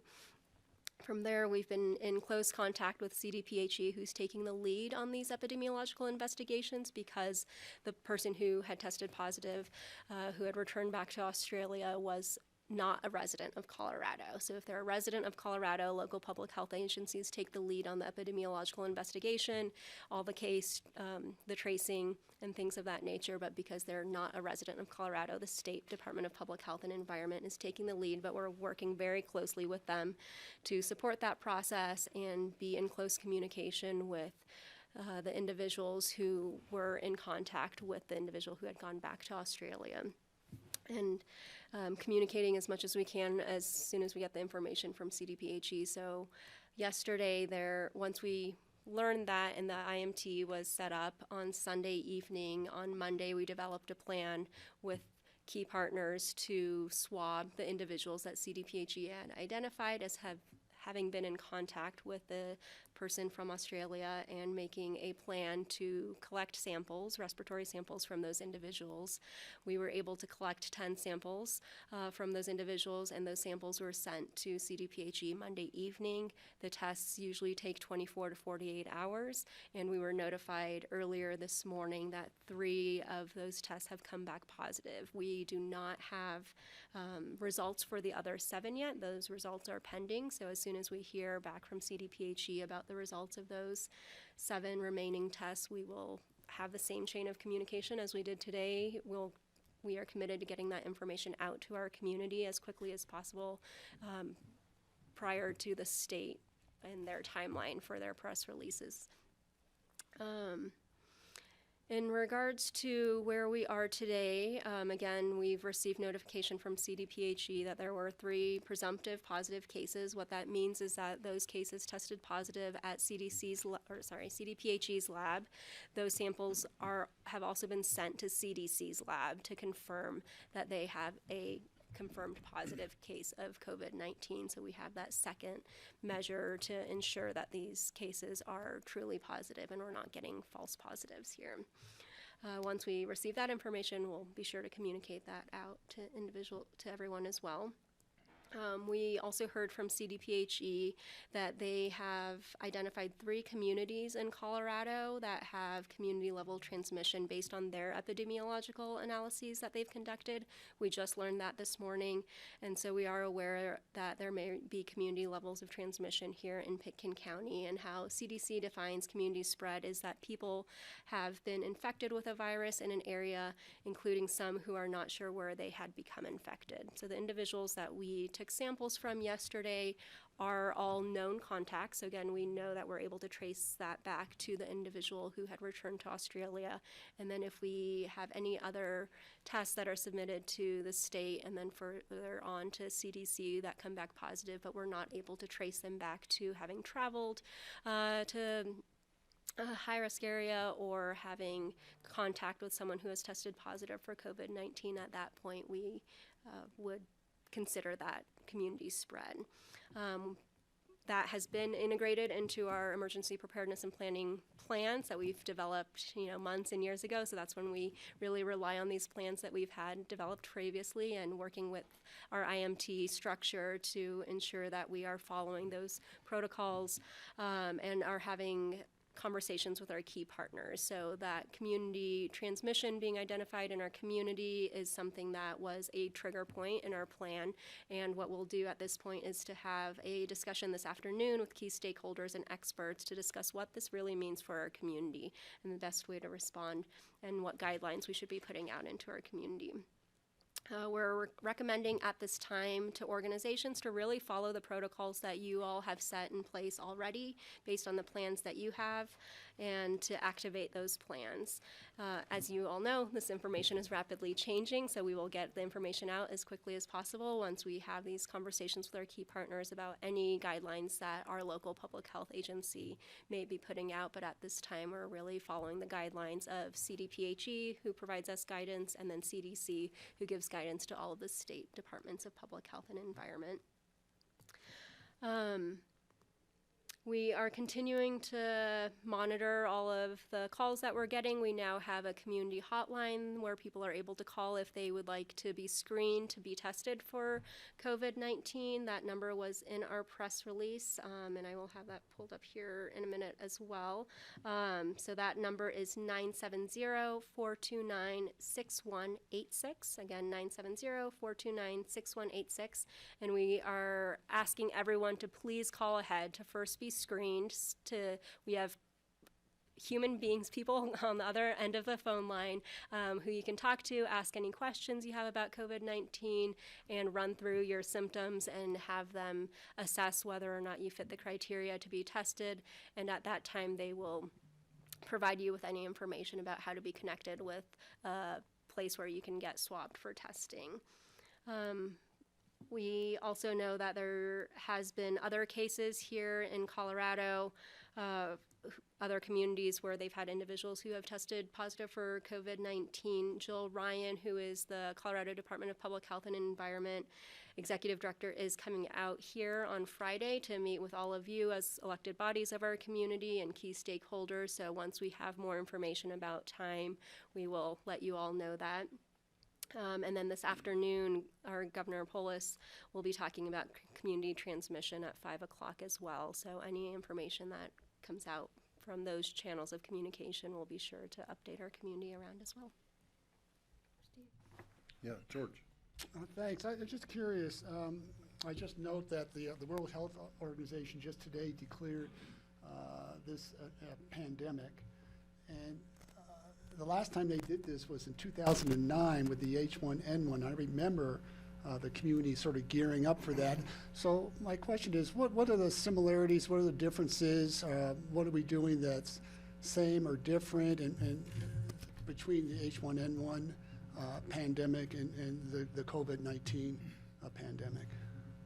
I think let's address that from two different perspectives, right? Our preparedness level, and then we'll talk about the differences between the two. I think first off, let's talk about preparedness, right? During that epidemic, that pandemic, we did have good plans in place. We had good resources in place. And those worked well for us to control it in our community, to control it nationwide. Where we're at today is actually in a better spot. We actually have much more coordination between local, state, and federal.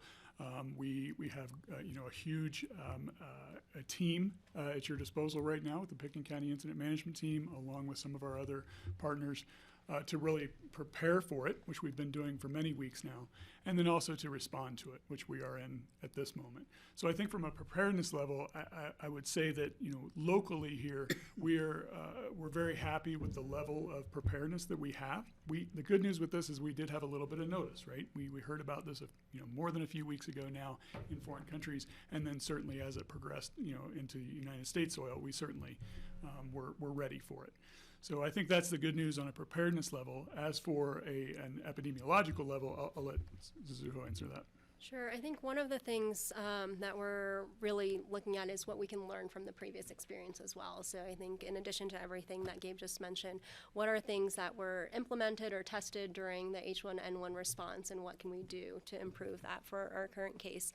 And so for now, one of the examples would be around school closures. So we're still having these discussions around what social distancing means and what we might implement as guidelines for our community. But one of the things that we found out in H1N1 response was that even when schools were closed, students still gathered together. And really, we have great plans that the school districts have been developing. We've been in close communication with a lot of these key partners around transportation and frequented areas like schools, and really trusting those plans. And so sometimes, if the kids are going to gather anyways, schools have been demonstrated to be a safe environment where they've talked to their cleaning staff and really increased their cleaning procedures and following CDC and CDPHE guidelines around that, and that can create a safer environment for things like this, where we know that the virus can be killed very easily with disinfectant from hard surfaces. So thinking about what are some of those learnings that we had from those past experiences and applying it here as well. Greg? Thank you all for being here. This is really good. If we could, there are several acronyms, and I'm sure the viewing audience probably doesn't know them all. I want to make sure we're all clear. CDPHE is Colorado Department of Public Health and Environment. CDC, Center for Disease Control. IMT, Incident Management Team.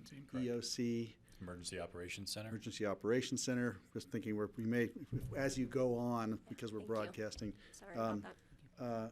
I wanted to ask just about testing. I appreciate what you said about preparedness. That's a relief to know that. I know we've been talking about this long enough. Just regarding testing, I know that was testing as scant with H1N1 as it is here. I think Colorado is capable of testing 160 tests a day, which I'm told is not very many. Right. So testing has been an interesting thing with this, right? There's only a few places that we can actually send tests. So we could swab as many people as we want, but we still have to send them to one central location at this point. We're working on other locations, some private labs that are able to function with this. The swab procedure itself is fairly simple, although it does put healthcare providers at some level of risk. Now, they certainly have personal protective equipment, PPE. There's another acronym for you. They have protective equipment that will help them as they do this. But we want to make sure that it's done safely. The other thing with this is, as you said, the state of Colorado, as we're speaking right now, has the ability to do 160 tests a day. Now, that seems like a lot until you realize how many we have the potential to do in all of our cities and towns here in Colorado. That number gets used up pretty quickly. So that's the other reason why we're encouraging people to really, we're going to help them determine, but who actually needs to be tested, right? The vast majority of people that contract this virus will have minimal symptoms, minimal to moderate symptoms, right? What we're focusing on now with our testing is those in what we call a vulnerable population. So those are folks over the age of 60, those that are immunosuppressed and maybe on immunosuppressant drugs, and then those that we know have what we term as comorbidities or other health problems that may, if exacerbated by COVID, can be a pretty serious problem.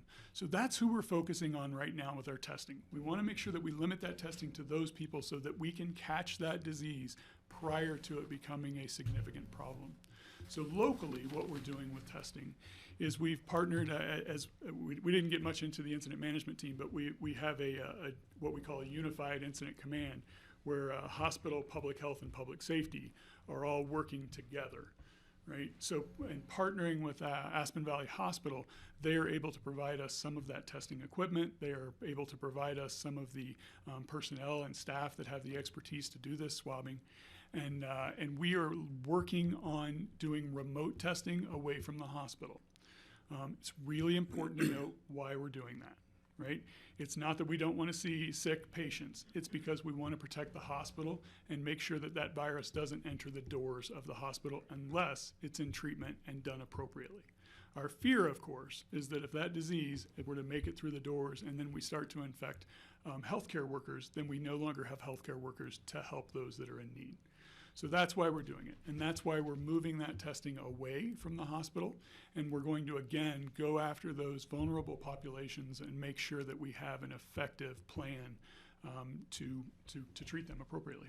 If I can follow up, just a couple. Okay, go ahead and follow. Then Kelly. Regarding the phone-in number, if somebody thinks that they might have it, they call in, say they get tested, what's the anticipated turnaround time they're going to have? It's probably 48 hours or more is my assumption. Do you have a number?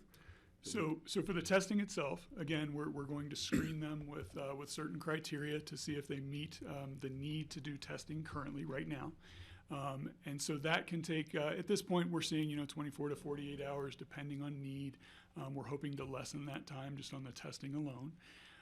The second piece of that question is how long does it take once that specimen is then taken to the state lab? And currently it's the Colorado Department of Public Health and Environment lab. What we're seeing is a 24 to 48 hour turnaround to actually determine whether or not that's a positive or negative case. Now, that being said, that's currently. Right? If we continue to get more cases, not only in Pitkin County, but throughout Colorado, that lab will then have a backlog. And so we may see that time extend a little bit. Got it. I have a couple more questions, but. Okay, Kelly? Sure, I want to dig in a little bit on the screening because the prior screening recommendations had to do with direct contact with a known carrier or somebody who's known to have the virus or travel. Are those still part of the screening portion for an immunosuppressed population, or is this now expanding towards folks who may or may not have symptoms, may or may not have had contact in those categories? Great questions, great questions. So what we're seeing over the course of this as it's come to the United States is we're seeing a change in those criteria. They're changing literally daily, sometimes more than once daily. To try and narrow down exactly what we're testing for. It's important to note that these tests are only effective if somebody has enough viral load, is the term, enough viral load in their body to show up on the test. The only time that we know that they have enough viral load in their body to show up is when they are symptomatic. So that is the one key that really hasn't changed for us at all during any of these criteria, is that they have to be symptomatic. So just because you may have been near somebody, if you're not showing signs and symptoms at this point, we would recommend that you use all the appropriate tools that we have, hand washing and certain isolation, things like that.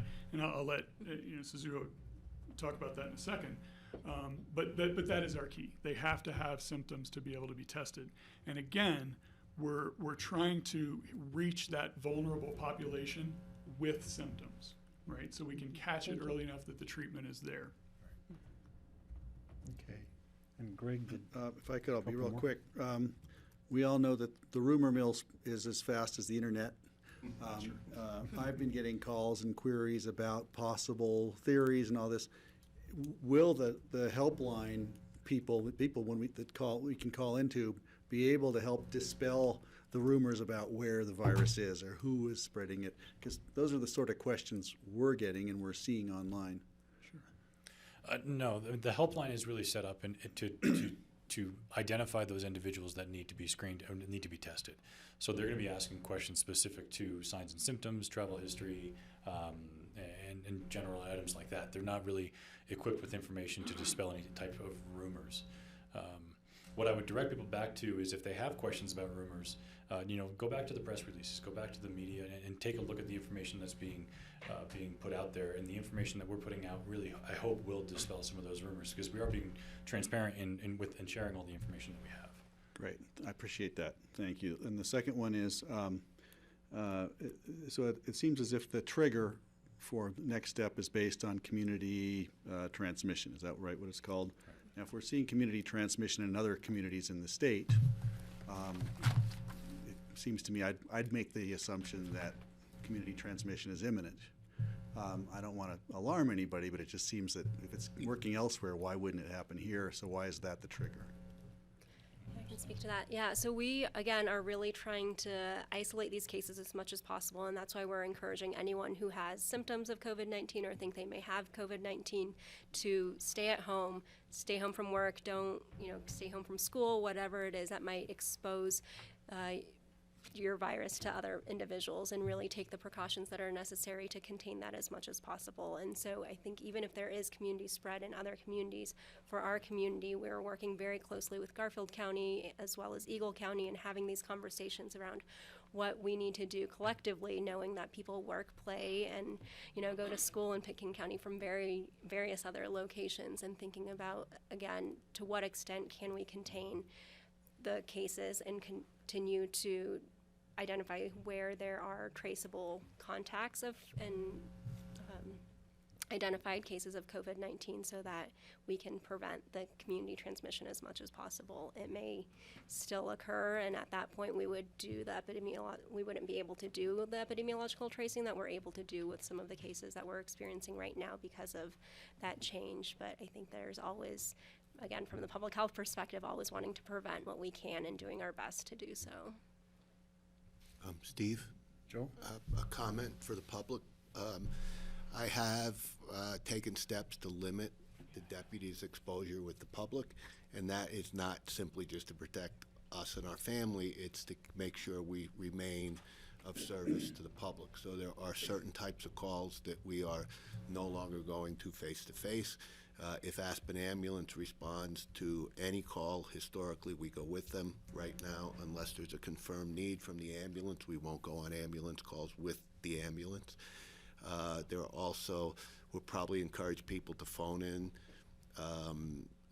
thefts, minor things that we could take over the phone. We are doing some social distancing here.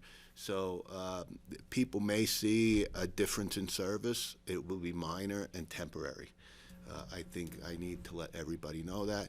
And secondly, as being brought up in this incident management team culture since 1987, I've learned that we as elected officials, the best thing we could do is please funnel everything back to the people with the information, and let's not speculate for our public. I think that's the best thing we can do. I've done it myself. They've got all the answers, and let's do it that way. I'll be the first to say if we're compromised as a sheriff's office. So if that happens, we've got to figure that out. Okay. Thank you. Patty? You used the term endemic. So, because people are questioning, why are we responding so quickly to this when we have flu every year, and blah, blah, blah. And your point's well taken for people who understand the difference between pandemic, epidemic, and endemic. So could you just, so the public knows why we're jumping on this so quickly, because we want to prevent the endemic nature? Sure. Yeah, thank you for your question. So endemic means that it is something that has a constant presence in our community. So again, using influenza as an example, the flu is something that is in our community. There are seasonal trends, but it doesn't go away at any point in the year. It's something that comes back year to year. And so right now, because COVID-19 is a new type of coronavirus that we haven't had prior to, I believe, January, when we identified the first cases and transmission from animal to human, we have the opportunity to try and prevent that from becoming a regular part of our community. If we're able to contain it and we're able to mitigate it, in some communities we're able to prevent that, hopefully. And so that has been what we have been trying to do as public health organizations and professionals from the very beginning of trying to contain it as much as possible and prevent it from spreading across the community and having it come back. Perfect, thank you. Kelly? Yeah, And then George. is there anything that you can share with us about what community transmission preparedness would look like and just set expectations for the community and what that they might see? Yeah, so it's very similar to some of the guidelines that we just talked through of preventing the spread of the illness. So right now we're able to identify the individuals who have been in contact with the person who tested positive in Australia. And so thinking about, some of the things that we've learned of washing our hands, even though it sounds really simple, that's one of the best ways to prevent the spread of COVID-19. Also disinfecting any surfaces that are frequently touched, so doorknobs, car doors, phones, laptops, all of those things, wiping it down with a disinfectant wipe. And if you're not able to have water and soap readily available, using an alcohol-based sanitizer gel that has at least 60% alcohol base to it. Some of those things are, again, common behaviors and seem simple, but it's really the best way to prevent the spread of this illness and having it become raised to the level of community spread. So if we're able to implement those things on an individual basis, on a community level, really thinking about, we've heard people in states that are moving away from handshaking and not having a handshaking policy, thinking about if you do have any symptoms, staying home, if you need to go out to seek medical care, wearing a mask, and really we're encouraging people to only leave the house to seek medical care and not staying home otherwise. Thinking about covering your cough, covering your sneezes with a tissue and throwing that tissue away right away and then washing your hands right afterwards. Those types of hygiene behaviors, non-pharmaceutical measures is what we talk about, are ways that we can prevent that, and that really allows public health professionals and researchers to be able to have the extended time to conduct the research necessary to try and develop a vaccine, sorry, I'm blanking on the word. It's been long days here. So we knew that's where you were thank you, going. yeah, the shot. To develop a vaccine and to have time to try and develop some antivirals, and those would then help mitigate some of this as well. But in the meantime, we're really looking at some of those non-pharmaceutical procedure or options to prevent the spread, and those are the main things that could prevent community transmission. Okay, George, do you have your hand up? Yeah, thanks. I mean, one of the challenges we have, not unlike other resort communities, is we've got this influx of tourists coming from all over the world, and we don't know the connections. So how do we address that? And John, are we looking at perhaps having some informational out at the airport for guests coming in or leaving? And We already do. So that information is available at the airport. You'll also be seeing increased presence in local media with all of these messages.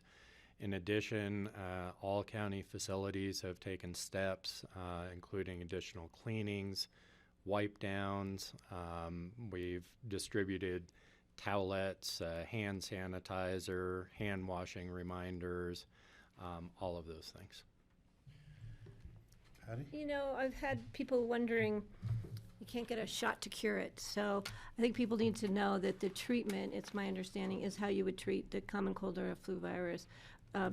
Stuff to control your temperature, levels of comfort for yourself, fluids, again, continued hand washing, isolation. And I think that's pretty much all people. It's a 2-week course, approximately. And so treating it as symptomatically as possible. Is that the best course that people are seeing when they go seek medical care? Yes. Yeah. So there's no super cure. There's no, magic wand. It's just how you would treat your basic cold, except for the fact that isolation is the key importance. Which we would say with influenza as well. Right. So if people have the flu, I know it has become more ingrained in our community, and so people don't think about that as much, but public health's recommendation for people who have flu would be the same, to stay home, to self-isolate, wash your hands, do all of those hygiene steps.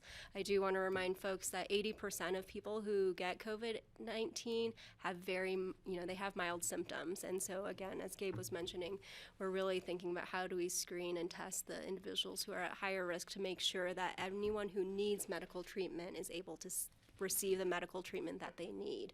We are not discouraging people from seeking medical care. We just want to make sure that the appropriate individuals are getting the care that they need. And that medical treatment would be more in the matter of severe upper respiratory symptoms that could progress, especially in people who susceptible position for pneumonias and things like that could be of more serious consequences. It is upper and lower respiratory, and it really is supportive care. As you said, there is no cure for this, right? But it is supportive care just to get through that tough time with respiratory illnesses. Perfect. Thank you. Okay. Kelly? I just want to bounce something off you because, I've heard from people who are just upset that there's not more information about where people have stayed, where they went, what their movement has been, and my response has been to go and look at what all of the information that you and CDPHE and CDC has put out, and also, to just say that even if you were in the same restaurant as a person, you may not have been susceptible to them, or you could be on the street and have been more susceptible to somebody just by virtue of your contact, and that those stories are always going to have gaps. Right? So treat yourself like you're the gap and follow the advice that you've been put rather than try to seek that information that's been incomplete and quite frustrating for people. And so I just don't know if that's how you handle that or what the response is to the public who are really interested in those details. I think there's a couple of different facets to that. So first, let me throw it over to you, and let's talk about transmission, right? What we can expect and why, hotels or restaurants or ski lifts. Yep. Yeah, so again, what we know about the virus is it can be killed really easily through disinfectant wipes and things of that nature. It's not airborne. It's transmitted person by person through droplets. So if someone who is positive for COVID-19 sneezes or coughs, people within 6 feet of that individual are exposed, but beyond that, they're not. So even if you're on a plane and someone is 5 rows in front of you or even 3 rows in front of you, that's probably about, planes might be a little tighter these days, but if they're 6 feet away or more, then you're not exposed to that. And again, surfaces can be wiped down to be disinfected, because we know that a lot of these stakeholders, hospitality, restaurants, schools, transportation, have been taking greater precautions and implementing higher cleaning standards that meet the guidelines of CDC. And so the transmission in those areas, we're really trying to minimize the transmission of the virus through that by implementing these high hygiene procedures. Again, it's different than something like the measles that's airborne, right? So that has a higher transmission rate than COVID-19 does. And so we have a lot of opportunity to prevent that spread. And I think the second thing I want to address is why we don't name these people. That's the other question we seem to get a lot. Why don't you give us the name? Why don't you give us their address? Why don't you give us where they are? I think it's important to note that we do have privacy laws in this country, and those are very important, especially with health-related issues. This is no different, and I would urge everybody to think of this. These are your neighbors, right? These are your friends, and we want to certainly give them the security to know that we're keeping their information, their health information, private. That's guaranteed by many laws that we have in the country now, Public Health Privacy Act. That's really where we want to go with that. It does no good for us to put a name out there and have everybody shy away from them from now on, right? This is a virus. It will go away. And the focus of the incident management team really is on compassionate care to the individuals and respecting their privacy. So all of our efforts thus far have been focused on containment and prevention and preparedness efforts for that the community can take, but more so just providing the care that these individuals need and require. as they go through this. And a lot of them are visitors to our community, so they are new to they may not be our neighbors, but our focus primarily is on providing these individuals with the care that they deserve. So I have some practical questions that have occurred to me that I don't know the answers. One, when you're washing your hands for 20 seconds, yep. do you need to use hot water? Can you use cold water? Do you need to use soap, or could you be just washing your hands and rubbing them vigorously? What works and Right. what doesn't work? Yeah, so current recommendations, which are different than when I was in kindergarten. So I think, some people joke about doing what we learned in kindergarten, but is different. So cold or warm water is appropriate. It doesn't have to be hot water, and it's actually disadvised to use hot water because that can burn your skin or irritate your skin, and then that leads to the virus not being fully cleansed off. And so 20 seconds, soap and water, cold or warm water is sufficient. Okay. If one family member gets sick and you have a household of people that they're in contact with, should the whole family do self-isolation? Or should you try to keep the one sick person in their little cruise ship cabin bedroom and not let them out in the rest of the house? Yeah, it'd be great if we had a cruise ship cabin. So the recommendation that's being provided right now, if there's an individual who has symptoms and are sick, is for that individual to self-isolate. So having their own bedroom, having their own bathroom. Obviously, if it's a child or someone who's needing care, someone may need to provide some food and support them and things of that nature. And when you're doing that, again, trying not to touch the same surfaces, always washing things that are being handled, such as silverware or plates, things like that, to try and minimize the exposure of that virus to others in the household. And again, washing your hands as much as possible in between all of those interactions. And then having the individual with symptoms wear masks. So we're not encouraging people who don't have symptoms to wear masks, because we know that's not something that is necessarily protective, and we have a shortage of supplies that our healthcare providers and first responders really need. And so for the individual who has the symptoms, to wear the masks is the best recommendation, because then they're able to minimize the spread of those droplets that we know are how the virus is transmitted. The other thing to keep in mind is for family members as well as the individual with those symptoms to self-monitor. So CDPHE and CDC has some guidelines out there that we have available to everyone of taking your temperature daily and then keeping an eye out for any symptoms that you might develop around cough, the upper and lower respiratory symptoms, so cough, sneezing, things like that, and as soon as you have any of those symptoms, including a fever, to then self-isolate yourself as well. Okay. Yeah. And then my final question is, there's been a run on any kind of supply anybody thinks they might possibly need at the stores. And everybody wants to be able to disinfect their surfaces in their house as well as they can. What is the recommended things to disinfect surfaces? If you can't get something at the store, would just soap and water be adequate, or what do you recommend? Vinegar. What's that? Vinegar. They say the vinegar, because of its high acidic content, is one that is worth using in your home. Vinegar, of course, soap and water, and anything else you have, any of your household cleaning products, but also maintaining that you don't spread it around and then re-spread it. So you have to be very contained in the spaces that you clean, so you're not transferring it from one spot to the next. But I would not recommend the cartoon in the paper today about making it out of vodka. Mm-hmm. Thank you for answering that question. Leeches. That's for other purposes. Okay, does that, that would be I didn't mean to, usurp your knowledge, but the basic things you have in your household cupboards. Any other words of wisdom from the four of you at this point?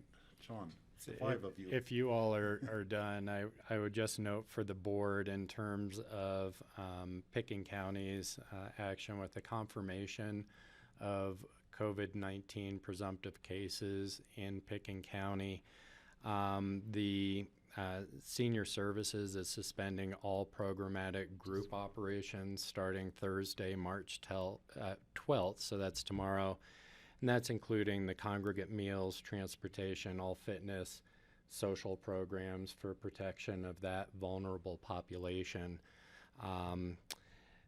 If there are questions or needs from the senior population, they can call 970-920-5432. Meal deliveries and such will continue. And I just reiterate that Pickens County Public Health has established a local coronavirus hotline. That number is 970-429-6186. That's staffed from 8 a.m. to 8 p.m., 7 days a week. And if residents are concerned about symptoms and wondering if they need to be tested, that is a number that they can call. It's not for general questions and such, it's for screening. Yeah, and that just reminds me, if I can add one more point of sources of information. So if people are interested, they can come to our website, pitkincounty.com/coronavirus. You can also get text alerts by texting. The 2 number is 888-777, and the message you would text is C virus, all one word. And that will sign you up to get text alerts from Pitkin Alerts. Okay. Kelly? Yeah. Thank you so much. We're here for you, to support you in whatever you need. We've heard from our representatives as well. Representative McCluskey and Senator Donovan have reached out to say that if we need their help to elevate things to CDPHE or the governor, that they're happy to play avenues for that.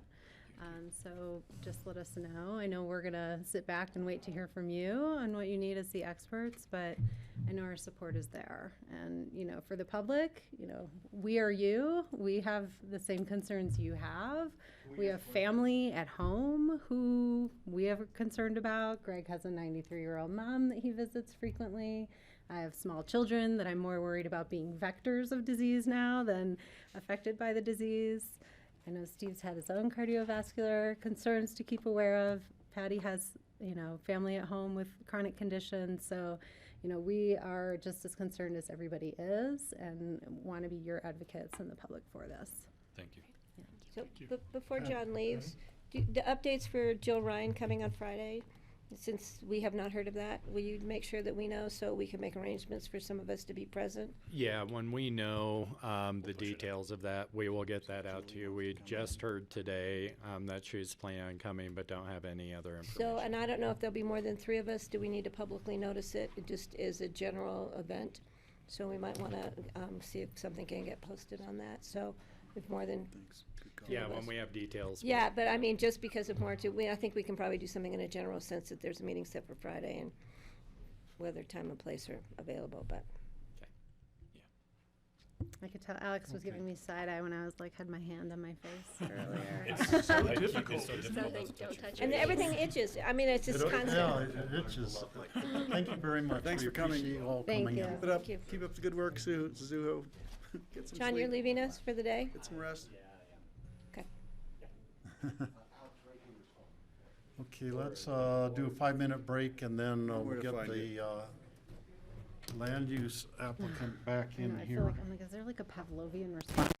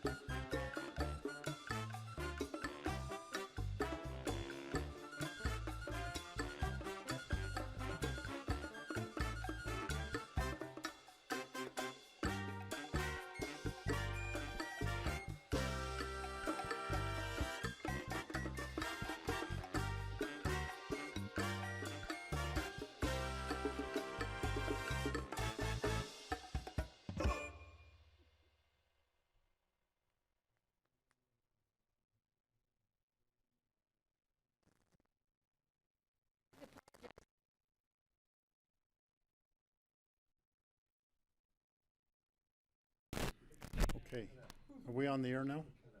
Okay, we're back on the air, so now we're going to take up the hearing on Jaime Services and Greenhouse, special review application again. So we finished Suzanne's part of the presentation. Now we'll go to Alan Richmond giving the proposal from the applicant.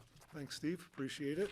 For the record, I'm Alan Richmond. I'm representing Jaime Services. You were introduced to Jaime right behind me, and to his side is Matt Webster from SGM, and we're going to try and answer all the questions that you raised when the staff was making the presentation, and just kind of walk you through this.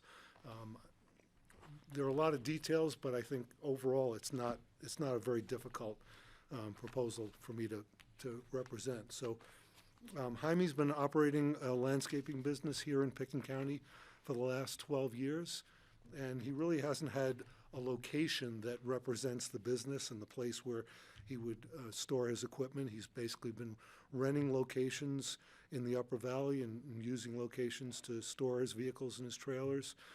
You may be aware that he operates the greenhouse that's located next to the gas station at Aspen Village. So every summer you see those hoops get covered, and that is Jaime's operation as well, and he is going to continue that. He does have a lease for that property, and so that's where his retail sales occur. And that's where major deliveries of flowers and things occur. So that's the retail space. We fully understand that this zone district does not allow retail sales, and that's not what this proposal is about at all. Jaime found this property last year, and he purchased it. So he is the owner of this property. He thought it would be a suitable location for this business because, as Suzanne showed you, on either side of us, we've got two service businesses. The Nakagawa property on the Down Valley side, which is a similar, although I would suggest a more extensive or a more expansive kind of an operation than we're trying to do here. And then on the Up Valley side, you've got Aspen Rental, which, as you know, that had been a commercial property going back, I believe, to the late 60s or early 70s. And it was only permitted to be a customer-oriented kind of a use because it had always been a place where customers came. But the zoning basically doesn't allow that. So what we're looking at doing here is to try and have two basic functions occur on this property. And could you maybe pull up the photos? I'd like to show the house. Yeah, so that's the existing house that's on the property. It was owned by the Booth family for many, many years. It's been there since the 1960s. And there are no plans to do anything to it at all. That we're not proposing any changes to it, but that house is already being occupied by employees of Jaime's business. So the idea is it is a house, it is a place where employees will live, and it is going to stay that way. And so, you know, when you look at this property, and you can flip back to the site plan. Maybe. I can find the cursor. There we go. The house kind of sits right in the middle, sort of towards the back of the property, and it establishes the basic character of this property. You see the areas that are outlined in green are large plantings of trees that kind of screen the house and as well establish a residential character. So the basic character of this property is not going to change. The basic character is going to be residential, but the commercial use is, of course, the main reason that Jaime bought the site. And we're looking at it as a place basically where the business's vehicles, equipment, and supplies are stored and get accessed. Can you pull up the picture that looks down the driveway? Because I think that one sort of also helps. So this is what it looks like when you're standing right at the intersection of Highway 82 and this property, and you're looking down the driveway into the property. The house is back on the side. And this driveway is close to 16 feet. It may need to be widened by just a couple of feet to bring it into compliance with your 16-foot standard. But fundamentally, when you look at this, this is going to be what the property is going to look like after this business is operating there, because you can see where the parking is located. And flipping back again to the site plan. So that blue car is my car, and it's sitting there kind of right in the front grouping of cars. Do you have the cursor that you can? Yeah, right in there is what you were able to look at. So the business basically has 5 pickup trucks, okay? It has 4 trailers that get attached to the pickup trucks, the place where the equipment, the hose and the rakes and the other equipment is going to be located. 1 Bobcat and 1 excavator. So basically there's the potential for 5 crews in this business to be coming in and out with the pickup trucks. And the way the property is organized today provides room to store all of the vehicles and equipment that's proposed to occur on the site. So you've got a 2-car garage and a 1-car carport, and those are behind the house. So yeah, in that area. So there's 3 spaces in there, 2 in a garage, 1 in under a carport. There's also 3 spaces just up above that, Suzanne, yeah. So right at the end of that driveway, there are 3 spaces today, 3 parking spaces. So that's a total of 6 on the back side, if you will, on the side behind the house that nobody sees other than someone standing on the trail on their tippy toes looking down. On the front side, there are 4 spaces today in the pull-off area, yeah, directly in front there. And what we're talking about doing there is one of those spaces would go away and becomes the entry to the hoop house area that is shown on the side of the property. And then we add 3 spaces in front there. So one of the only changes that's being proposed to this property from what's there today is the addition of those new spaces. And they are, of course, behind the large trees that are at the front of the property. So by adding those 3 spaces and removing 1 space, you have a total of 12 spaces on the property, and I count 11 trailers, pickup trucks, etc. So there's also going to be room for the residential spaces. So we think that the property can easily handle the number of parking spaces that we're looking at here without having to change the character of it, without having to physically do anything to the property.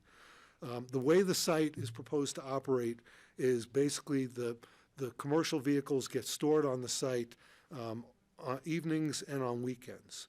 Employees work only 5 days a week in this business, Monday through Friday. There's no weekend work. And they arrive in the morning for work. Jaime tells me that his employees come from down valley locations, and they come today in groups of vehicles. So you're going to have 3 or 4 people in a vehicle carpooling together. The maximum number of vehicles that are coming to the site is 4 or 5? Yeah.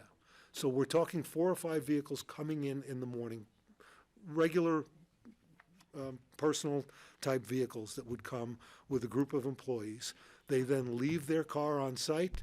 They pick up one of the pickup trucks, they pick up a trailer, and they go off to work. They don't come back and forth. They go off and they're gone, okay? This is not a place where lots of materials are stored that the employees have to come back to. You may remember when we did the operation at the old vet clinic property by Watson Divide, that was a use where they were talking about the employees are going to go out, they're going to come back, there's back and forth. That's not what occurs here. This is not where the materials that run this business are stored. There are, Suzanne, can you show right below the parking, right, yeah, just above where your cursor is there. So what I'm showing right there, there's going to be pallets located of mulch and bark and potting soil.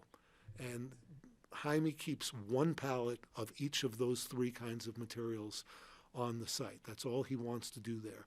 And the employees would basically pick those materials up at the beginning of the day and go off with them.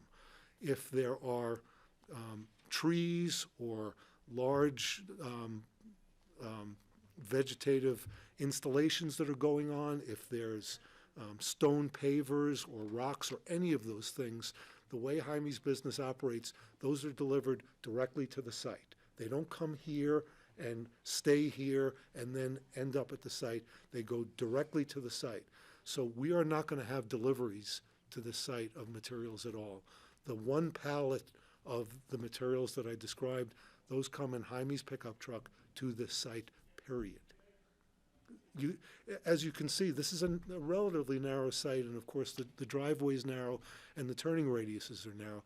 You could not bring a large delivery truck here. It can't happen. So that can't be part of the operation. And it's never what Jaime was thinking of for this site. As I said, no retail sales. The hoop house is basically, it's small. It's only 20 by 32, so it's much smaller than the hoop house that exists over at Aspen Village. And it's just for flowers? Yeah, just for flowers. Yeah. Okay, so just to kind of summarize why we think this is a project that you should support. First of all, it's going to provide a location for an existing business in the county to continue to operate. Secondly, we think the location is appropriate and it complements the surrounding uses. You've heard about the surrounding uses, you know the neighboring uses, but we've also got other commercial uses here. You've got the Silver Peak greenhouses across the street, you've got the Holland Hills Business Center, as well as, of course, the Aspen Rental property. So we think we're complimentary of that. We were quite appreciative. Jaime did write that letter, George, for the neighbors, but each of the neighbors signed it. And I recall when I asked Jaime, you think you can go out and talk to the neighbors and see if they would support this? And literally the same day, they both were fully supportive of this thing. So they understand what he's doing, and it's really kind of a compliment to those uses because both of those have a residence on the property. So they both have a place where an existing employee is living, and they're both primarily commercial operations. So they both have the same mix as what we're talking about here, and it works in a complementary way. And I know those of you who are here when we brought Aspen Rental in will remember that the Booths came to the hearing and said, folks, this isn't going to work for us. We don't think we're going to be able to stay residential. So their prediction is, I think, turned out to be true. As I said, the character of the site is not going to change in any significant manner. Can you pull up the picture that shows the trees on the front? That's what it looks like right at the corner of the driveway. So the Booths planted, I'd say about 8 or 10 really large conifers. Those things are a good 25, 30 feet high, and they're dense. So nobody's going to be able to look into this except directly at the moment that they're in front of the driveway. And if they're looking there, I hope they look on the highway instead. They literally can see this for a second. And as Suzanne mentioned, we're going to put a fence up along the side with Aspen Rental, because that right now is open, and you would see it as you're driving down Valley, but that should be eliminated. So the two things that we probably ought to talk to you about, and I'm going to let Matt kind of talk about CDOT for a moment, because we've been waiting and waiting. The way the CDOT process works, they like to talk with the applicant for a period of time and get comfortable with the proposal, and then you go in and submit for a permit. And yesterday we kind of reached a threshold where they got to that comfort level. So Matt, why don't you come on up and just talk for a moment about what occurred. Okay. Matt Webster with SGM. Our task is to work with CDOT on the access permit that we'll need for the change in use. So we've shared with them the scenario, the number and types of vehicles, the types of usage on site. We shared with them some auto turn analysis, which is in AutoCAD. We can show the turning movements for the design vehicles. So we show a pickup truck with a trailer can get in and out of the site, staying within the turn lane and the widened 16-foot driveway. We shared with them the Town of Basalt P&Z request for signage. CDOT had the same concern about larger vehicles. They said the pickups with the trailers look fine. They said they'd be a little bit worried if it was something larger than that, like a dump truck or a semi. So we assured them that's not the case and that's not the intended use. So they'll typically write into the permit what the assumptions were about the types of vehicles. So that'll be consistent with what's been represented in the application. And really, in this situation, what they look at is the fact that in addition to the 4 travel lanes, there's the middle turn lane, and then there's the right turn in and out. That lane extends for at least a mile along that stretch, maybe even a little bit more. That allows vehicles to get in and out of the travel lanes and either speed up or slow down out, away from the normal flow of traffic. So they see a situation like this, given the other uses for the neighboring properties, as not really changing that condition significantly. There's plenty of access to turn lanes. And based on that, they are not supportive of adding signage at this point in time. But they do see that the use should be fine for the site, and we don't have the permit yet. We need to go through a few more rounds of paperwork with them, but we anticipate, based on those conversations, that we'll be able to get that CDOT access permit under the conditions that have been presented for the intended use. So we're very comfortable with the condition that the staff has written on that. You mentioned right turns, left turns, up valley turns. They've got the center lane, so Exactly. CDOT doesn't have a problem with that. It Right. You said they don't think there's any more signage is needed. That's correct. Okay. That's their stance right now. That's CDOT stance? Yes. Okay. That's correct. I was gonna point out the businesses on either side have large vehicles turning in and out there all the time, and this will be, kind of similar to that. So. Exactly. I think that's part of their stance. Is I think if there was evidence of frequent incidences out there where there were a lot of problems, then they might look at it a little more closely. But given that we worked on the access permit for Aspen Rental, and given those similar uses in that area, and that this isn't really going to change that scenario, I think they're comfortable with the way it is right now. Because they have the significant length of turn lanes where people can get into those lanes to either slow down to turn in or speed up once they leave the property before they have to get in the travel lane. The only thing that would be beneficial was if people actually went the speed limit on that section. Because as George said, they pretty much fly on that straight shot. Yep. Well, the whole way. Well, the whole way, the whole highway, you're right. Yeah, it's not Yeah, just that. but that one's even, It's a drag Yeah. strip. yeah. So, but thank you for the information, and we know that CDOT, in some cases, is hesitant about new signage on the road, and we're working on that too. George. Yeah, my only concern is now you've got Aspen Rental, you've got Nakagawa's on the other side, so you've got your workforce probably coming in and going out within the same hour of each coming in and going out in the morning, coming in the afternoon. So I'm a little concerned, and we'll just sort of see how it plays out, that you could have sort of a backlog coming, even though you've got a lane there. I mean, we know I-70 coming into Glenwood Springs, the off-ramps, cars have backed up a mile because of the congestion. And so there's a safety concern along I-70, along those exit ramps, and there may be a concern along this Mid-Valley section as well, when you've got a lot of commercial trucks going in and out within the same period of time. Yeah, and I don't have traffic count numbers in front of me, but part of our process for getting that access permit, we'll be sharing with them those patterns, the numbers and the timelines, and comparing to the overall traffic volumes in the area. CDOT will review that, and I know if there was a significant increase, that they have various thresholds where if you get to a certain level of traffic coming in and out of a certain area, that might trigger a design change to, say, an intersection. Yeah, well, in this case, I think with 4 or 5 vehicles coming in and out twice a day, it's unlikely to trigger any need for changes in this area. But it's a valid concern. I don't think that through this process we'll see them request anything different. Yeah, and the reality is CDOT has no money to do any changes anyway. So we'll just have to sort of monitor and leave it to the owners to be cognizant of the safety, not only for their employees, but for all the travelers along Highway 82.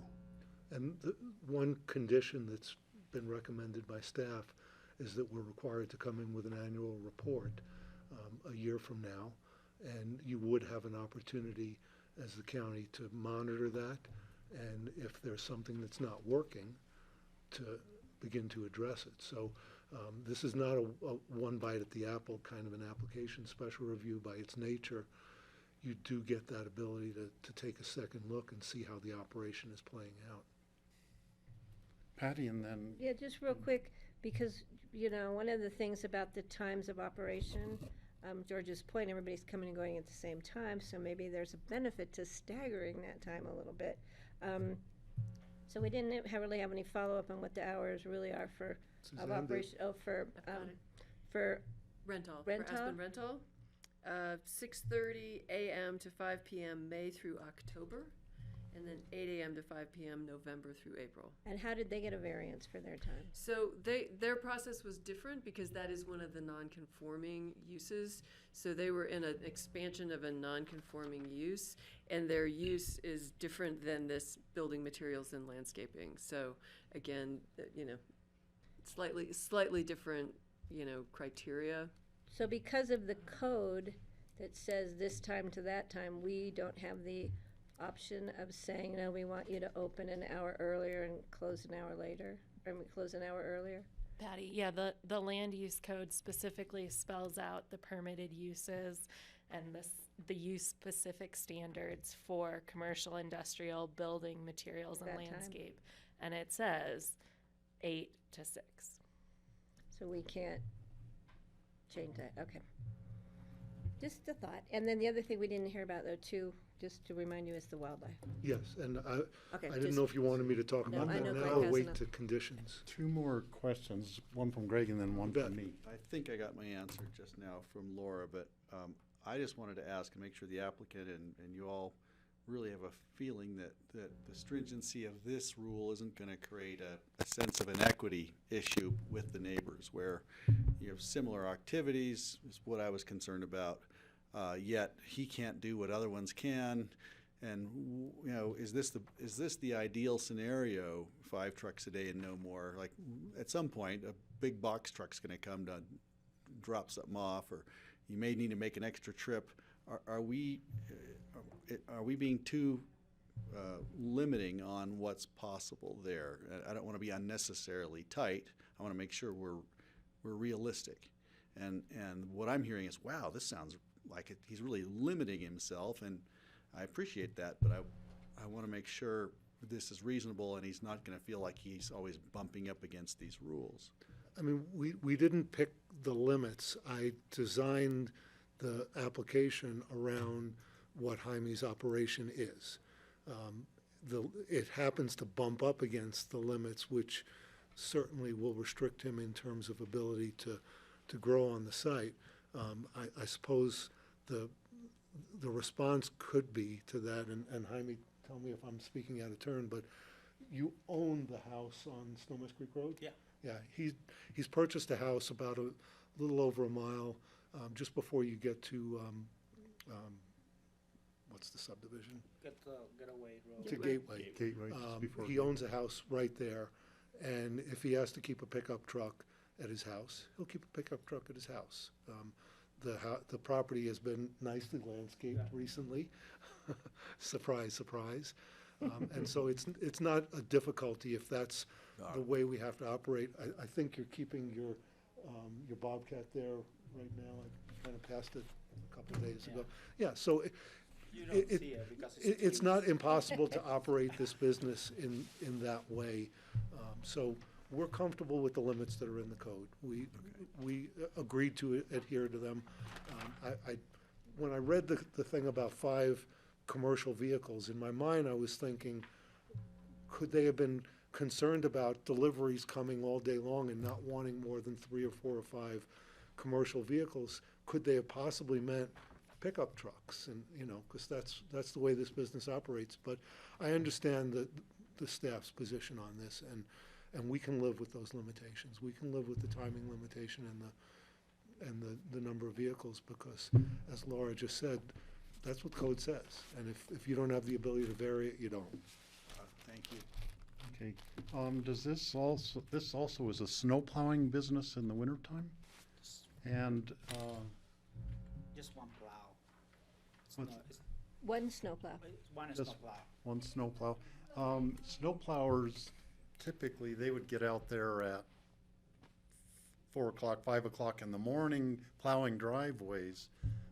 If they can't begin operation till 8, I guess that would have to stay at her house on Snowmass Creek then, to be able to leave So it the whenever, way it's assumed- whenever the snow falls, that's when you kind of need to be going. I mean, we did not ask for a seasonal snow plowing operation here. Okay. So this is a seasonal landscaping, and the time frame that Suzanne mentioned, the May to November, that's probably, or was it, what, May to October? That Aspen Rental operates early, that's kind of the season we're talking about here. Okay. I can comment on the fence whenever is So appropriate. why don't not- you continue, Alan, with Okay. your presentation? We only learned about the highway crossing mapping, must have been about a week ago that Haleen mentioned it to me. I kind of have the same reaction that Patty does. This is about the last place in the world I'd want to encourage wildlife to come down and cross the highway. So I called Jonathan yesterday just to kind of see what his reaction to this might be. And he told me that there is absolutely, from the toe of the slope up, is absolutely critical wildlife habitat. It's mapped as such, and it's really important as such. But to encourage that those animals might be coming across the highway, he actually thought the mapping might be kind of past its time, that it might have been when Highway 82 was, in the good old days, a 2-lane highway there, and you could imagine a crossing. Now, it's hard for me to imagine that, because I know the wildlife maps are updated regularly, but he was like, this just does not, intuitively, it does not make sense at all to him. But he said, this is Curtis Tesh to make the call. I mean, so I then talked to Haleen, who was trying to get a hold of Curtis all day yesterday and wasn't successful. So my suggestion to her and to Suzanne that we would pass along to you is, if it'd be possible to write the condition to say, if the CPW believes that the fencing on the backside should be wildlife friendly, then we'll make it wildlife friendly. If they think that that's either unimportant or in fact is contrary to good logic, and the property ought to be fenced on the backside, then that's what we'd like to do. Frankly, the Nakagawa property, and I sent pictures of this to Haleen, the Nakagawa property is fenced with a 6-foot-high fence all along. And if you walk that section of the trail, it's far from the only property that's fenced on the backside. It'd be nice from a security standpoint. There's equipment that'll be here, and there's limited materials that are kept here, so it'd be nice to be able to fence it. Is it a make it or break it situation? No. No. So I think we would respond to whatever CPW directs. If they would like to see this be wildlife friendly, then I think your mapping should say that. Patty? And the distance from the trail that Basalt was concerned about, that needs to be brought into consideration. Basalt said they didn't want the fence right on the trail, so. Oh, there's a fairly good distance back it's a there. good Okay, just I wanted to make sure Yeah, I that mean, was if you clear. bring up the site plan, Okay, it's not, okay, no, just because I know Basalt had raised that Yeah. concern. It's a good distance. I gotta think it's about 15 or 20 feet between Okay. where the trail sits and where Okay. Nakagawa's fence is, and this would be right parallel to, or Okay. same distance as Just that. to make sure that we're addressing that concern, which sounds like you are. So, Suzanne? Just one thought, well, two things. I think one, just to clarify when Alan said, toe of the slope, I think you mean basically behind the golf course, the toe of the The other slope side of the that- trail. Wait, Right, right. I mean, but other side of the trail, golf course, back to where, there's the steep hillside. up to Albany So- Gulch in that Right, I area. don't have the map up that Yeah. could zoom out to that. And just to speaking to the fencing on Nakagawa, we didn't want to use that as precedent for this, because I'm not sure that was approved to have the screening fencing on the backside. And we were kind of going back and forth through all of their approvals. So again, on this one, I just wanted to kind of stick the course. It is mapped. That's what the code would say. Again, we're totally fine if Curtis says, right, I asked the same question. Is this really a place we want, animals to be able to move out towards the highway? I think Alan's suggestion is a reasonable one. I agree. And we can just confirm that with Curtis afterwards and finalize that condition. So I have seen dead deer along there Everywhere. at times during the past 60 years. Whether it was one the 4-lane or the 2-lane, I don't really remember at this point. But there is the underpass where the golf carts go through for the Roaring Fork Club. Do the wildlife ever go through that underpass, which they conceivably could? In which case, if the deer were funneled down in the direction of that golf cart underpass, and if they actually were going through there to get down to the river to get water, would actually be better to have fences along the backside of the properties to funnel the wildlife down to one point of crossing. So that'd be something we could look into and over maybe look at it over the course of the coming year and review that in a year's time. I'd be curious about that. I have a That's procedural really all I question. had, so I'll. Okay, Patty? Is this a one read? Yes. Okay. Yeah. Just wanted to make sure. So Alan, are you done with your now, questions from the board for Alan on the application specifics?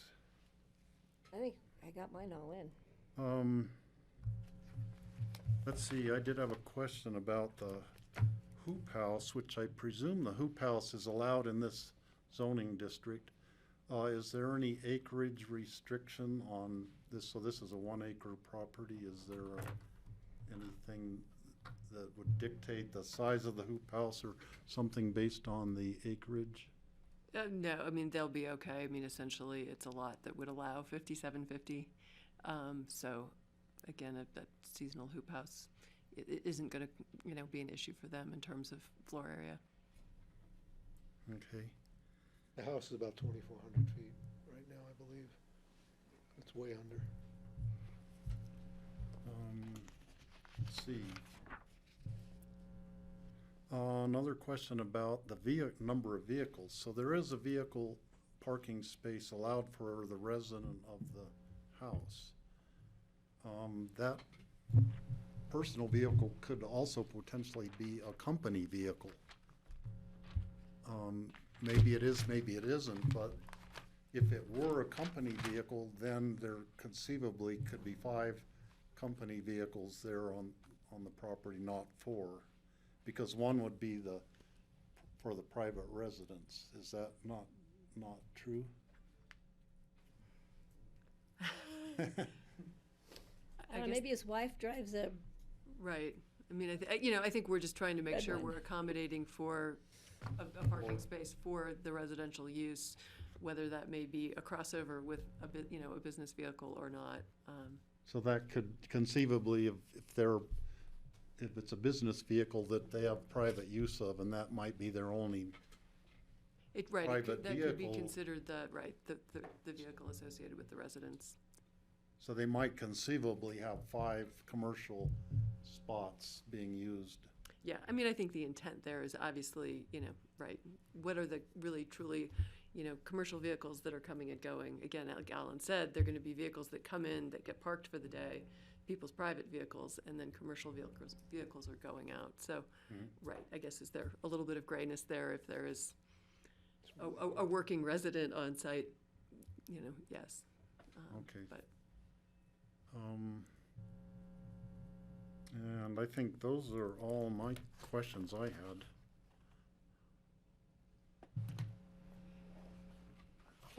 Public hearing, right? You got a member of the Oh, public this here is for a sure. public hearing, yes. So, this is a public hearing. Are there any members of the audience who would like to speak to this issue? Come on up to the mic there, please. This mic? Yeah, anyone's okay. Give me some room to spread out. Good afternoon. I'm Bart Johnson. I'm a local land use attorney. Some of you may know me. I'm here on behalf of two homeowners on the other side of the highway, directly across the street from the project, Earl Mickey and Spencer Armour. I don't know if it Do you want matters. that? You can, The vicinity map would show it. yeah. And I'm also here on behalf of the Roaring Fork Club.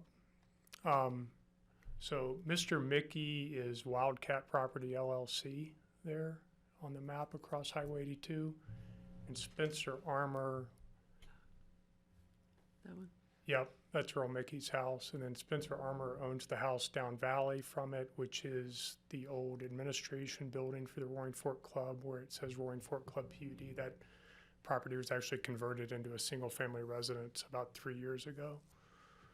Though I'm not here to talk about it, I'll mention that there is an enormous fence that CDOT has built all along the highway right there, that there's no way a deer or an elk Could get through there. That's why if a deer gets onto the highway there, they got a problem, because there's no way to get across to the other side there because of it's a big, like 12-foot high cyclone fence.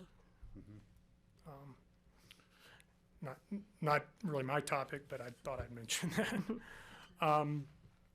So you guys have already talked a lot about the issues that they're concerned about. They're basically concerned about kind of spillover effects into the highway from the commercial operation here, stacking of vehicles in that center lane that are trying to get into the site. When they're trying to use those center lanes to get into their homes, they share a driveway that comes in through Spencer's Armour's house.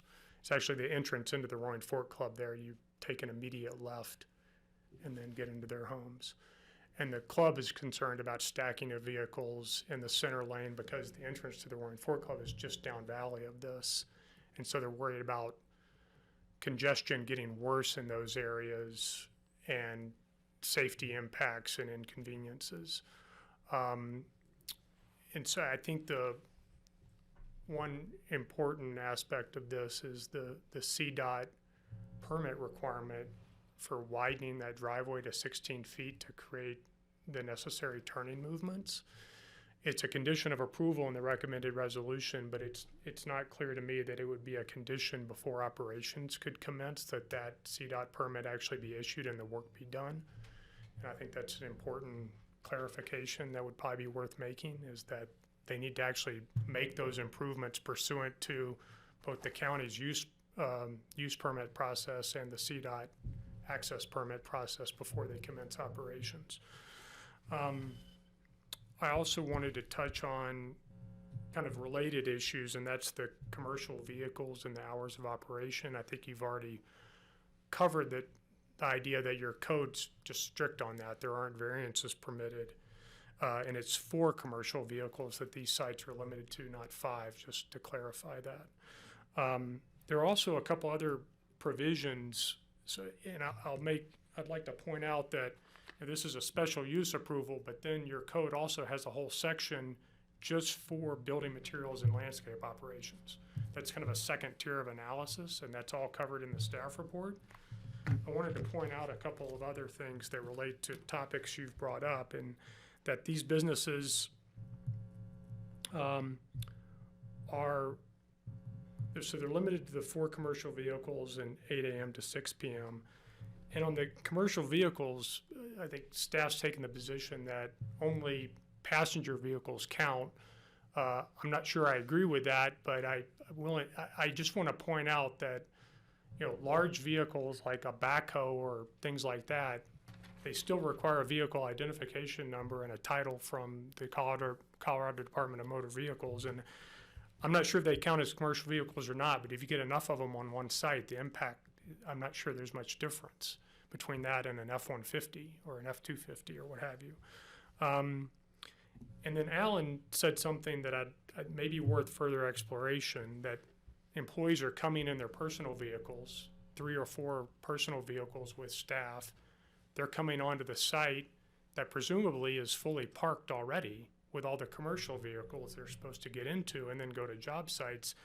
I'm not sure how that transition occurs and where 3 or 4 personal passenger vehicles get put or parked while they're trying to get into the pickups. And connect those to trailers, but it sounds like a congestion opportunity for me that is exactly the kind of thing what my clients would be concerned about.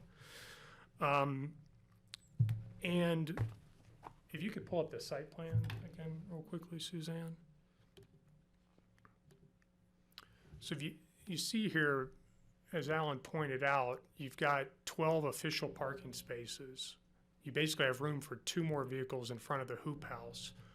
They're saying those won't be parking spaces, but there's nothing to prevent them from being used as parking spaces. And I'm concerned that the 4 commercial vehicle limit is just kind of is going to be honored in the breach. Maybe then it's going to be very tempting to park more commercial vehicles out there and increase the intensity of this use because there's so much parking being accommodated that isn't really needed in a way that's consistent with the limitations of 4 commercial vehicles per site. And I'd like some thought to maybe go into that. I realize there's this annual review process, and in staff's resolution, to their credit, they say that that annual review should include any complaints that have been received, and I would just like to emphasize that and maybe make clear that that's incorporated into the resolution as recommended by staff.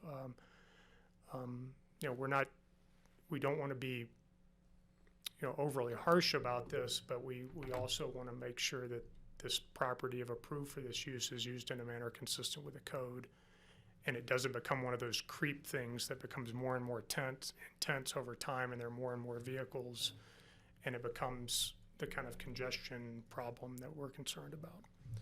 So those are my comments. Thank you. Thank you very much. Nice to see you. Okay, thank you, Bart. Is there anyone else from the public wishing to comment on this? Okay, seeing none, I'll close the public hearing. Suzanne, on the annual review, is that something that comes to the Board of Commissioners, or does it just come to ComDev? The way that's written in the Like in resolution right now, it's newsfeed? just basically a report that comes to ComDev. If there was anything, obviously, if we'd had some, you know, any serious complaints or something, we felt it was appropriate, we could always send it up to the BOCC, but right now it's set up just to be at least a report to ComDev. Okay. George? Thanks, Bart. There were some good comments there, so I'll let Alan respond to a few. The transition from the private vehicles to commercial vehicles, people coming in, commercial going out. How will you work that traffic flow? I'm going to turn to Howard. He needs to come forward if he's. Come up to be on the microphone. Okay, just 8 guys work for me, 8 to 10 guys. But most of the time, I rent the place by Aspen Village, the greenhouse, and park there in Aspen Village, almost all summer long. Sometimes the guys just take the trucks, leave the trucks on the Aspen Village by gas station. You know, I don't think just 3 cars coming with employees. And the reason we've provided the number of parking spaces that we have is we wanted to accommodate every piece of equipment. So you're looking at pickup trucks that have trailers attached to them so that they can go out to the sites, and we've accommodated both of those kinds of things here in the number of spaces that we have. And you know, it seems to me that there's enough room for the cars to get in and out. They've got pull-off capability in these parking spaces. Suzanne, I thought there was an issue with the commercial use at Aspen Village that had come up recently. Yes. Yes. Not necessarily specific to Jaime's. I mean, there have been, you know, questions have been asked about the combination of uses out there and the traffic patterns. But in terms of Jaime being able to park his vehicles over So on that just, spot? I mean, the one difference with the Aspen Village property is it is zoned commercial. There are several commercial uses on the property, but again, it didn't require special review approval. You know, just a different process, I guess, would be the simple answer at this point. The part of his lease is that he is able to leave vehicles there. Okay. inspired us to. That's been the de facto place where his vehicles have been until he purchased this property. Okay, Patty? I just think the concern was in the mornings or in the afternoons, the trucks, the personal vehicles coming in and the commercial, the work vehicles going out. But I think that can be, looking at this space, can be configured on the site. I think they've managed to say, pull the pickup truck out, pull my personal vehicle in, hook my pickup truck to the trailer and get off the property. And the same thing coming in at the end of the day. I think that was a concern of the congestion on this site during those transition periods. But we'll find out over this next year if that's been accommodated or if there's issues with the neighbors. And complaints will be brought into the one-year report. So if we get any complaints, they'll go to ComDev, and ComDev will put those into the annual report. So those won't just be going off into nowhere land. I could see Bart's concern about, the neighbor's concern about the turning lane in the middle. Sometimes somebody will be, one of the neighbors might be sitting in that lane in the morning trying to turn left into their house. There's all the up valley traffic coming. So they're sitting there in the turning lane, and then somebody will want to come out of one of the 3 businesses there turning up towards Aspen, and they want to use that turning lane as an acceleration lane when they get out there, but there's already a car sitting there. And that could create a dangerous situation or some confusion on, where does the one guy get in to use it as an acceleration when somebody else is sitting there using it as a turning lane trying to turn the other direction. And that conceivably could happen during the rush hour time. And I don't know if there's any way to prevent that, except that the person coming out of the business needs to wait till that center lane is clear before they actually turn onto the highway. And Kelly. I just have a question on that topic. Do we have any indication, maybe from SGM, of if that stretch of highway is past CDOT's design capacity there? Matt probably is the best. Okay. That's one to ask. I just don't want to conjecture about how much or what timing. Right. Or, No, we don't necessarily have an indication when that's part of the access permit process, is they'll review all that. So their initial review didn't indicate that there was any kind of capacity that we're up against at the moment. Okay, thank you. But that they wouldn't, basically, if they were at that point and there needed to be some other kind of accommodation, they wouldn't issue the permit. But at this point, their indication to us is that with the number of vehicles and the proposed use, that it should be okay. And the current highway use. Exactly, yeah. Okay, thank you. so I think there are several, at least a couple of changes we'd want to make to the conditions of approval. And one would be about if this is actually a wildlife corridor, then the fence at the back Correct. would have to be a wildlife friendly fence. If not, it could be a solid, a 6-foot wooden fence or whatever. And my hope would be we'll confirm that with Curtis, and then the resolution will reflect whichever, based on his input, will reflect that condition. And I would think also that if the driveway is required to be 16 feet, that be done as a condition of approval. That needs to be done before the business could start operating. Right, I think we would add to that condition, that both the CDOT must obtain both the CDOT permit and the county access permit and complete any, improvements before they commence operation. Okay.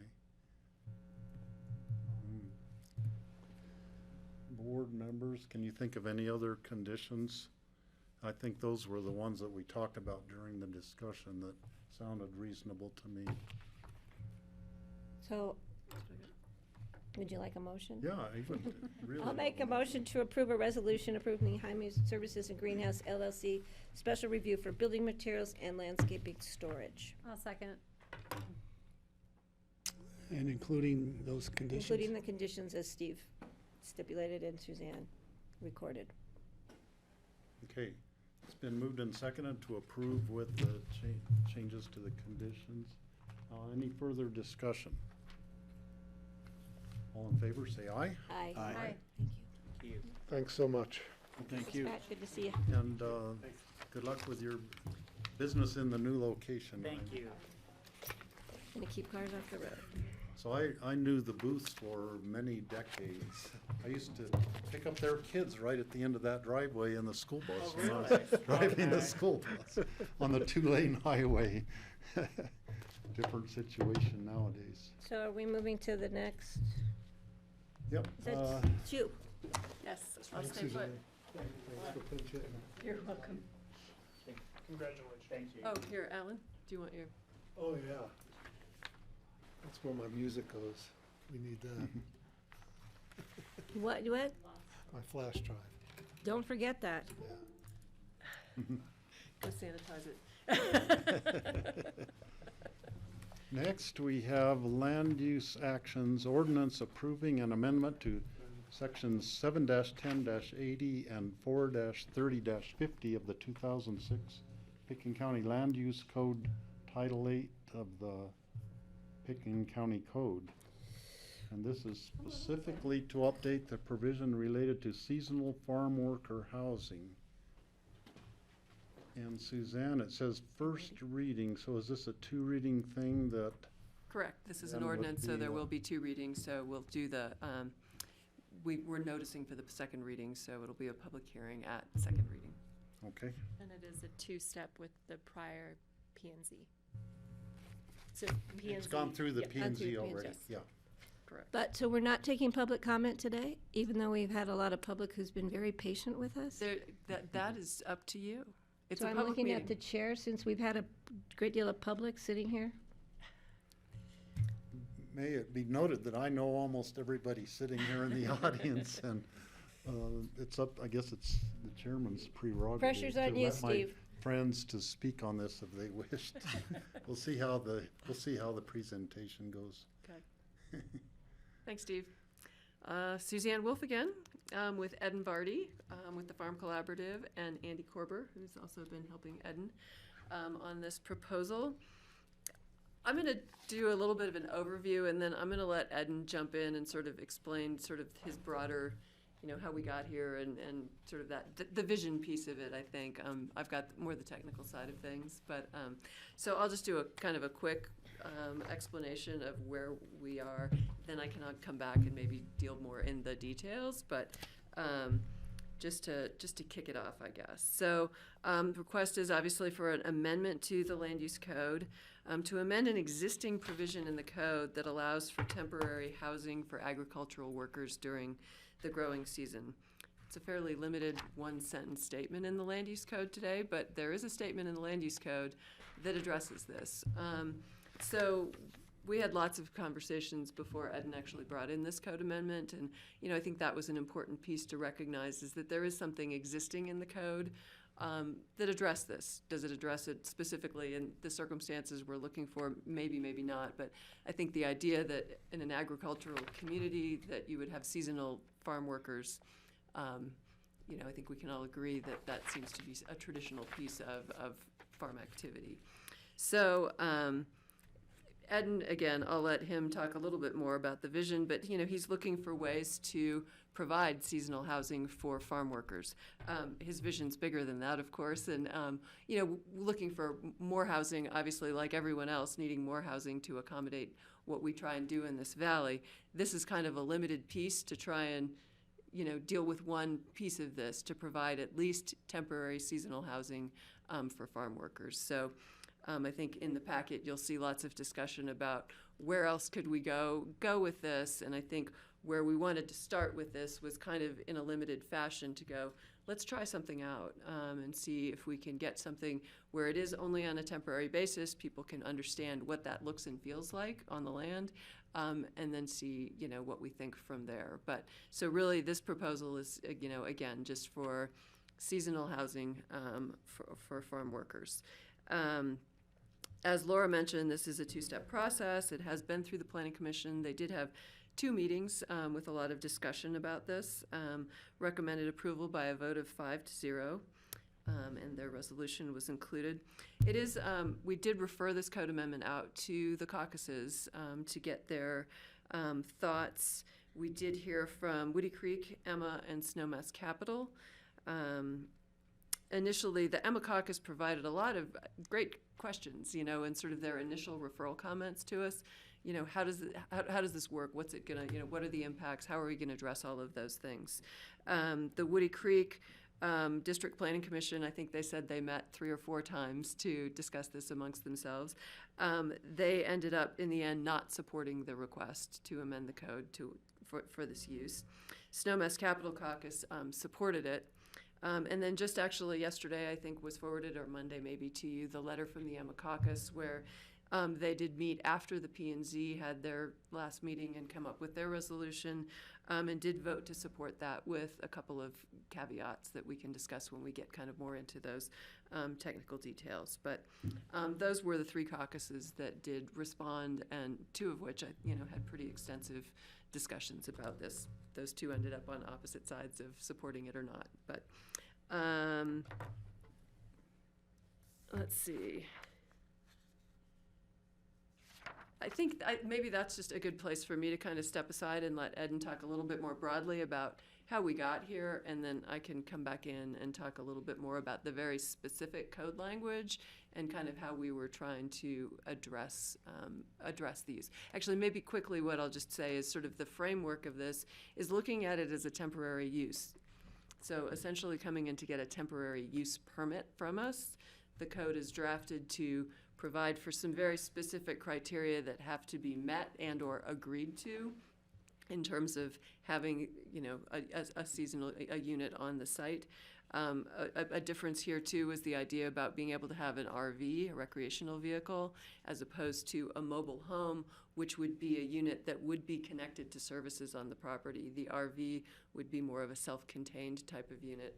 And again, I'll let them talk a little bit about that. But again, the idea, obviously, if you're trying to do seasonal housing, is you don't want to end up in a long review process similar to, Jaime's special review, where it's going to take months to get through a special review process, looking at, is there a way to get to allowing something like this on a property with a more simple administrative permitting type process. So again, that's kind of more the bones to it, and then I'll maybe pass over to Eden if you're okay with that, and then we can talk more about the very specific code language.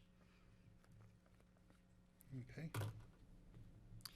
Thank you so much, Suzanne, Commissioners, Chairman. Thank you so much for having us and for hearing this. My name is Eden Vardy, Executive Director of the Farm Collaborative, and we are bringing forward this proposal really because, as you all know, the agricultural heritage of our community is just so vital to the character of who we are and what we represent. And moving forward, we feel that it's critical to stand behind our local farmers and our local ranchers so that the next generation of farmers can actually continue to do so on the land. Just as in many industries here, housing is our biggest limiting factor.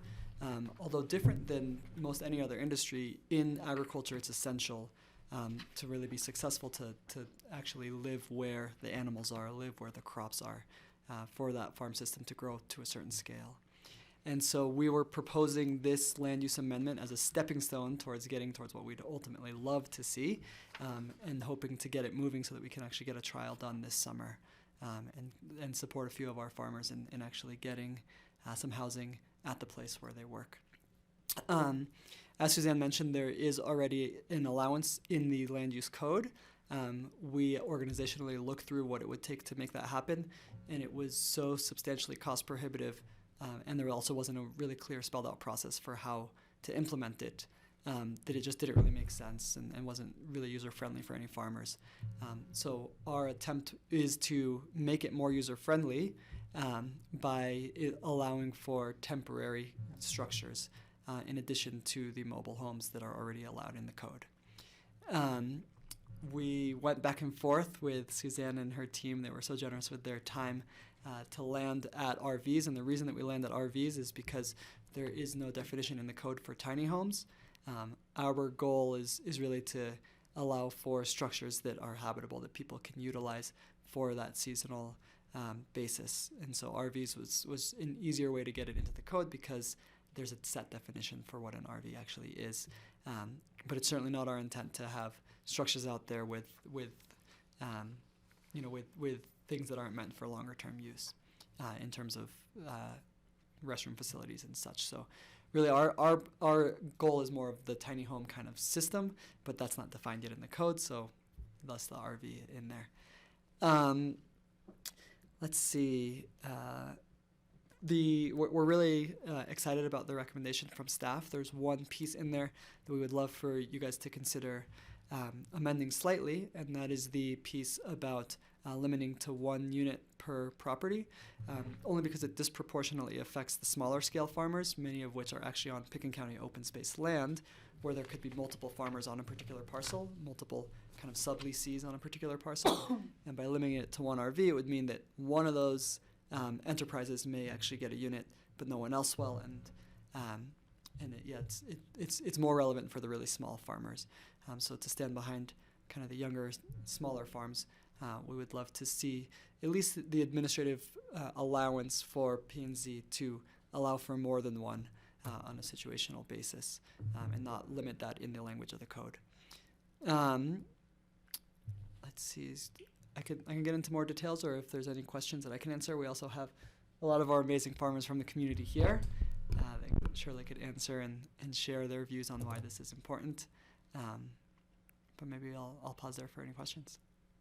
George? So, Suzanne, one of the confusing parts of this, for at least the Emmett Caucus, was because it doesn't spell out in terms of the update.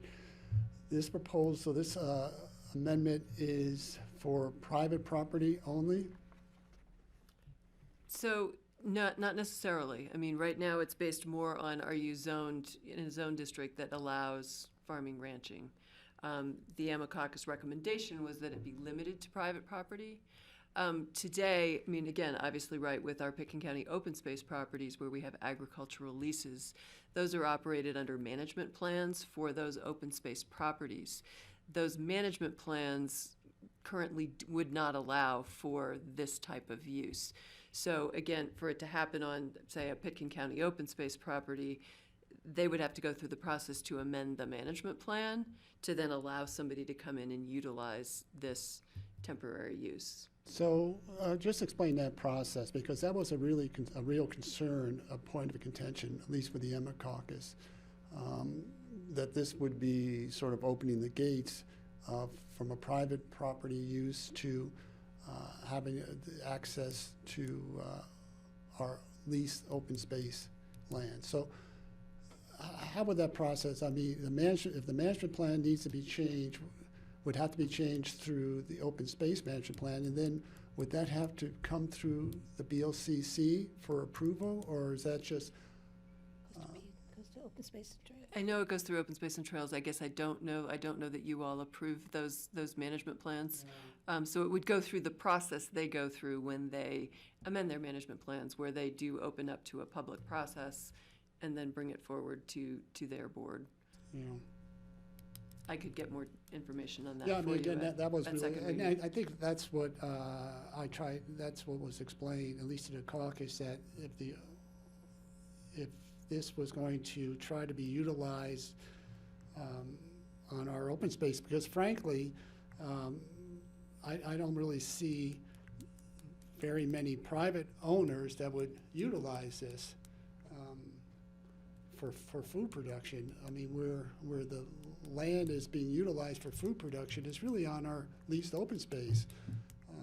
All the other lands, ag lands, are pretty much for hay or for cattle. So it's, for me, it's a stepping stone that it becomes a larger discussion in terms of how we want to see our open space lands utilized, certainly for agriculture or for farming, but do we want to see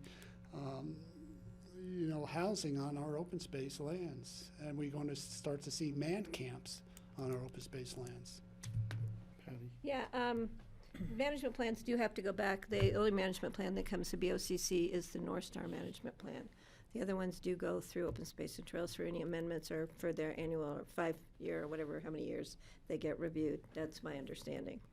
I'm looking at Gary Tannenbaum, and he's not saying I'm wrong, so I'm assuming I'm right, but that doesn't necessarily. You're right. Yeah.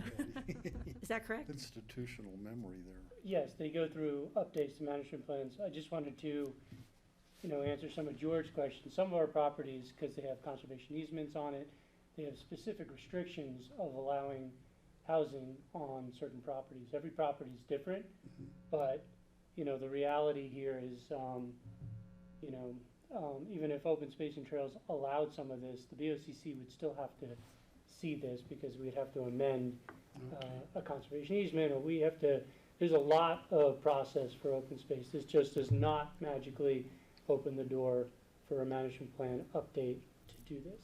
Even for fee simple properties? Even for fee simple, and Paul's here too, I mean, like Emma Open Space has certain restrictions on it. Any property that was purchased, through GOCO has, if it's fee simple, has usually a conservation easement on top of it. So that doesn't necessarily just open the gates to, allow us to utilize this. All right, thank you. So in continuing, I think that's being said that it's very site-specific for uses on individual open space properties. That would have to be addressed as the issues came up. George is right when he says, how is it going to be used on private properties, because most of them are for pasturing or grazing or, and most of those have places on their property for their ranch hands to live in already. So this is different for me. It's different for me because we, as a board, have really supported local sustainable agriculture. And we've supported it on our county open space properties at a low acreage lease because we know the burdens of having to try and grow crops on these areas and the needs to upgrade our water systems and utilize our water rights and upgrade our soil in a lot of these properties, get rid of the noxious weeds and put in agricultural products that are going to be beneficial to the soil.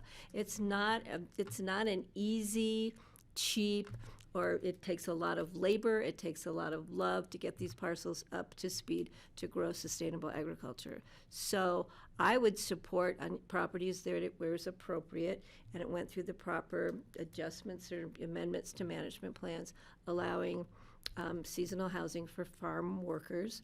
Sounds like we're in California, picking strawberries. But to be able to come in and live on these properties, but that would be site-specific to properties that came forward and wanted to utilize this provision. So I would be supportive of that. As far as my questions, I think permitting process, we don't want it to be time-consuming or cost-consuming because then it defeats the purpose of the need. So I think if we came up with a process where it would have review by ComDev, and if there were issues specific, they could jump it up to us if there were significant concerns. We usually allow that to happen by either the applicant or by staff to bring it back to the board. That's why we sit here. The other thing is the limits per property. I think that would have to be addressed. We don't want man camps like you have with the oil and gas industry. I don't think we're going in that direction. But George is right. There's a neighborhood concern of what these would look like. We did have the housing for the gravel pit, different circumstance, different land, and it didn't have issues that we were really made aware of. So that it can work. I think we just need to be careful in how it works. As far as mobile homes, I know that most mobile homes after a while are no longer mobile, so we would want to have something like RVs, which we have a code for. And hopefully in the next couple of years, we can actually get a tiny home code brought into Pickens County. I'm not going to deny the fact that I would be very supportive of that. And that would be perfect, I think, perfect use on these properties because they're easy to bring in and easy to bring out, and they're self-contained. So that might be a perfect solution in the years down if we do a 3-year trial on this and we find that it's working and it's necessary and we're going to be tweaking things, then that's what we're doing a trial period for. See how it works, see what issues come up, what's beneficial and what's not. But I think it's something we need to try. If we're going to put, technically our code where our mouth is and say we support sustainable agriculture in the Roaring Fork Valley and in Pickens County, then we need to find a way for it to work. And it's difficult to work the land when you're not on it. Kelly? Sure. Yeah, I'm supportive in concept. I do just wonder a little bit because in the language of the ordinance, there's not really any language around a worker requirement. So, what boundary or barriers are there from this becoming like affordable housing for someone who's not working the land at all? The requirements on the operator to be producing agriculture, but there's sort of nothing that's tying the operator and the worker through the ordinance language. I don't think that's your intent. I'm just, or anyone's intent, but I don't know if that then becomes, oh great, you can rent out some of your space to someone who needs somewhere to park their tiny home for the summer, and so I just want to be sure that we are being sincere about the objective through the code language. And I don't know what that proposal might look like, but that would tighten that up for me a bit. I also just have a question, and I think I've brought this up before just with Gary, but is there any requirement about volume of production? So if I sell, I don't know, 5 potatoes versus yeah. 5 potatoes. Yeah. Does that matter here? So that's just a concern I have, I guess. I'd be happy to field that one. Sure. So we did a lot of research with USDA parameters on what actually justifies a farm. They used to have in their code that there was I believe it was a limit of $5,000 in income per year. Don't quote me on that. It was something around there. Sure. I think that's right. And then they waived that limit recently. Mm-hmm. And so basically we were just looking at trying to tie it to the same as how the federal government and the regional Department of Agriculture kind of looks at it. So income generation isn't a good metric. It's not a great measure for agriculture because agriculture is not very profitable. Right. So it's very hard to say. So that's why our focus was full-time for sale for the local, basically for sale, growing products that were for sale for people of Colorado and workers that are full-time. And so Okay, I guess I missed, let's see. Is that May only be occupied by workers employed full-time in the agriculture operation. Okay. So, right, there's a Got it. statement, but So I I guess just I missed was that. taking your concern Yeah. maybe to be how are we verify, again, right, there's kind of a lot of things here that, right, sort of beg that question is how do we really, keep track of all of this? I mean, again, up front, if they come in to obtain a permit for this, we're going to be looking for basically the owner to, be signing off that I'm committing to these things. So again, it does become, there's a lot of questions, I think, throughout the packets and the caucus's concerns about inspections and enforcement. Right. And yes, it is adding something new to our enforcement plate. But again, it's sort of that, do we, trying to get to, is this an opportunity we want to take advantage of, give it a try and Sure. see how it goes? And I just missed that are we detail, so feeling, thank again, you. are we feeling like when people are committing up front, are we seeing that, how do we then verify, is this really a worker who works there full-time for that season or not? And the other piece on that, just from the standpoint of longevity, is the farmer has a vested interest, the owner of the farm has a vested interest in making sure that we're meeting the compliance, because that same farmer is going to want to come back the next year and request a temporary use permit for their workers as well. And so that's, I think that there's kind of the allowance built in there that if it comes out that it wasn't actually true through a neighbor complaint and a check or whatever, that the following year that person may not get their permit. Sure. Okay, thank you. One more point, just to that, for the private property scenario, again, obviously, this all assumes that the owner is leasing leasing land to someone and has given, has to give their permission for them to come in and ask for this temporary use permit. So again, there's authorization, and then obviously that tenant is, bound by their lease to the owner, if right. I'm thinking a lot of the things we're concerned about are the same things the owner of the property is going to be concerned about. If they're not abiding by those, that they'll be removed, or again, I think we'll all be looking out for the same things. Well, and I'll just note, in sitting through some DOLA housing stuff, I heard a stat that 93% of mobile homes are not mobile. I can vouch in for that. the state of Colorado. So, expanding that to be a truly temporary use, I support. I think that's an important distinction. We're actually taking it out of the mobile home section of the code and putting it into the temporary use permit section of the code. So someone has to ask for a permit. It's not like being able to park an RV somewhere for 14 days, which is just an allowed thing you can just do. You have to ask. You have to get a permit to do this. So there's provisions in place for you to have to abide by that, the temporary use conditions of permit. And it's actually removing that section of the mobile home from the mobile home section. So it's taking it so that there's no longer a provision under mobile homes that allows for seasonal farm and ranch workers, because you're right, they're not temporary. It's putting it in the right section of the code. Patty? Yeah, under attach or Exhibit A, there was some discussion about the dates, April through November. Did we decide that those dates were a good dates, or was it May to October? Are we This good? is broader than the current code language. So we're good with that? Those dates are good, because that gives you time to bring it in before irrigation, gearing up for the growing season. You gotta get the houses in. I saw one of the letters from Kathy Markle suggested March, Say there because was the some season place could start somewhere. sooner. Growing seasons, if we're looking at the frost-free days are declining, your growing season's starting sooner and ending later. Are you comfortable with the ask as it is now? I'm comfortable with this thing because I know we're gonna be reviewing it and we can tweak it, as you've said. And it sounds to me like you've covered the bases, but I wanna make sure we're as close to it those as we dates can are get okay. now. Anything that you want to give us that loosens this variance, we're going to be happy to say yes on. Well, is it something you But it want? is- yeah. When you saw her letter, did you guys think, hey, March wait a minute? you I'm know? getting nods that March would be March would be helpful. better? Yeah. Well, especially if you're growing down valley where you have Sure. a longer Right. growing Things season. are- So I wouldn't have a problem with that, because it takes you a while to gear up, and we don't want everything to happen just overnight and haphazardly. We want it to be a planned transition to this temporary housing. Right. So that becomes March till November? Yeah. That could be would early cover- November, yeah. Basically, it's almost year-round. Whether or not it would be And used. again, No, when I it don't have a gets- problem with that as long as we start with this stated that it's on private property. And that way the owner can make that decision.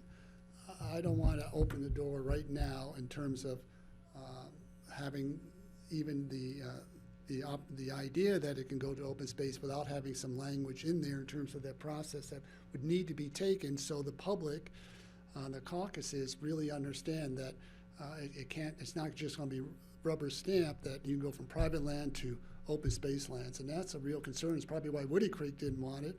And it was a concern of Emma, but Emma would support it with some of those conditions. Well, but I think if we just limit it to private land, it's a moot point, because we're really needing it mostly for our sustainable farmers on county open space, which would have to go through a process to allow it to happen on individual county open space because of management plans or conservation easements, unless it's already written into the management plan and conservation easement. Yeah, and again, that was not clearly explained to the caucuses. Can we ask Gary Tannenbaum to clearly explain that to Because us? that you may have gotten even more resistance then. And I note that here in the audience, here on we city. presented to the caucuses. We were quite clear about that when we presented to the caucus. Well, they were confusing. I was there twice. They were confused, and a lot of those questions were not being able to answer. So you may have presented it, but I know I left because I got calls. People were confused. Okay. Yeah. So can we clarify that point, and then I have more points on the So exhibit it A, does but- say in the way it's written, it's for private land only in this. No.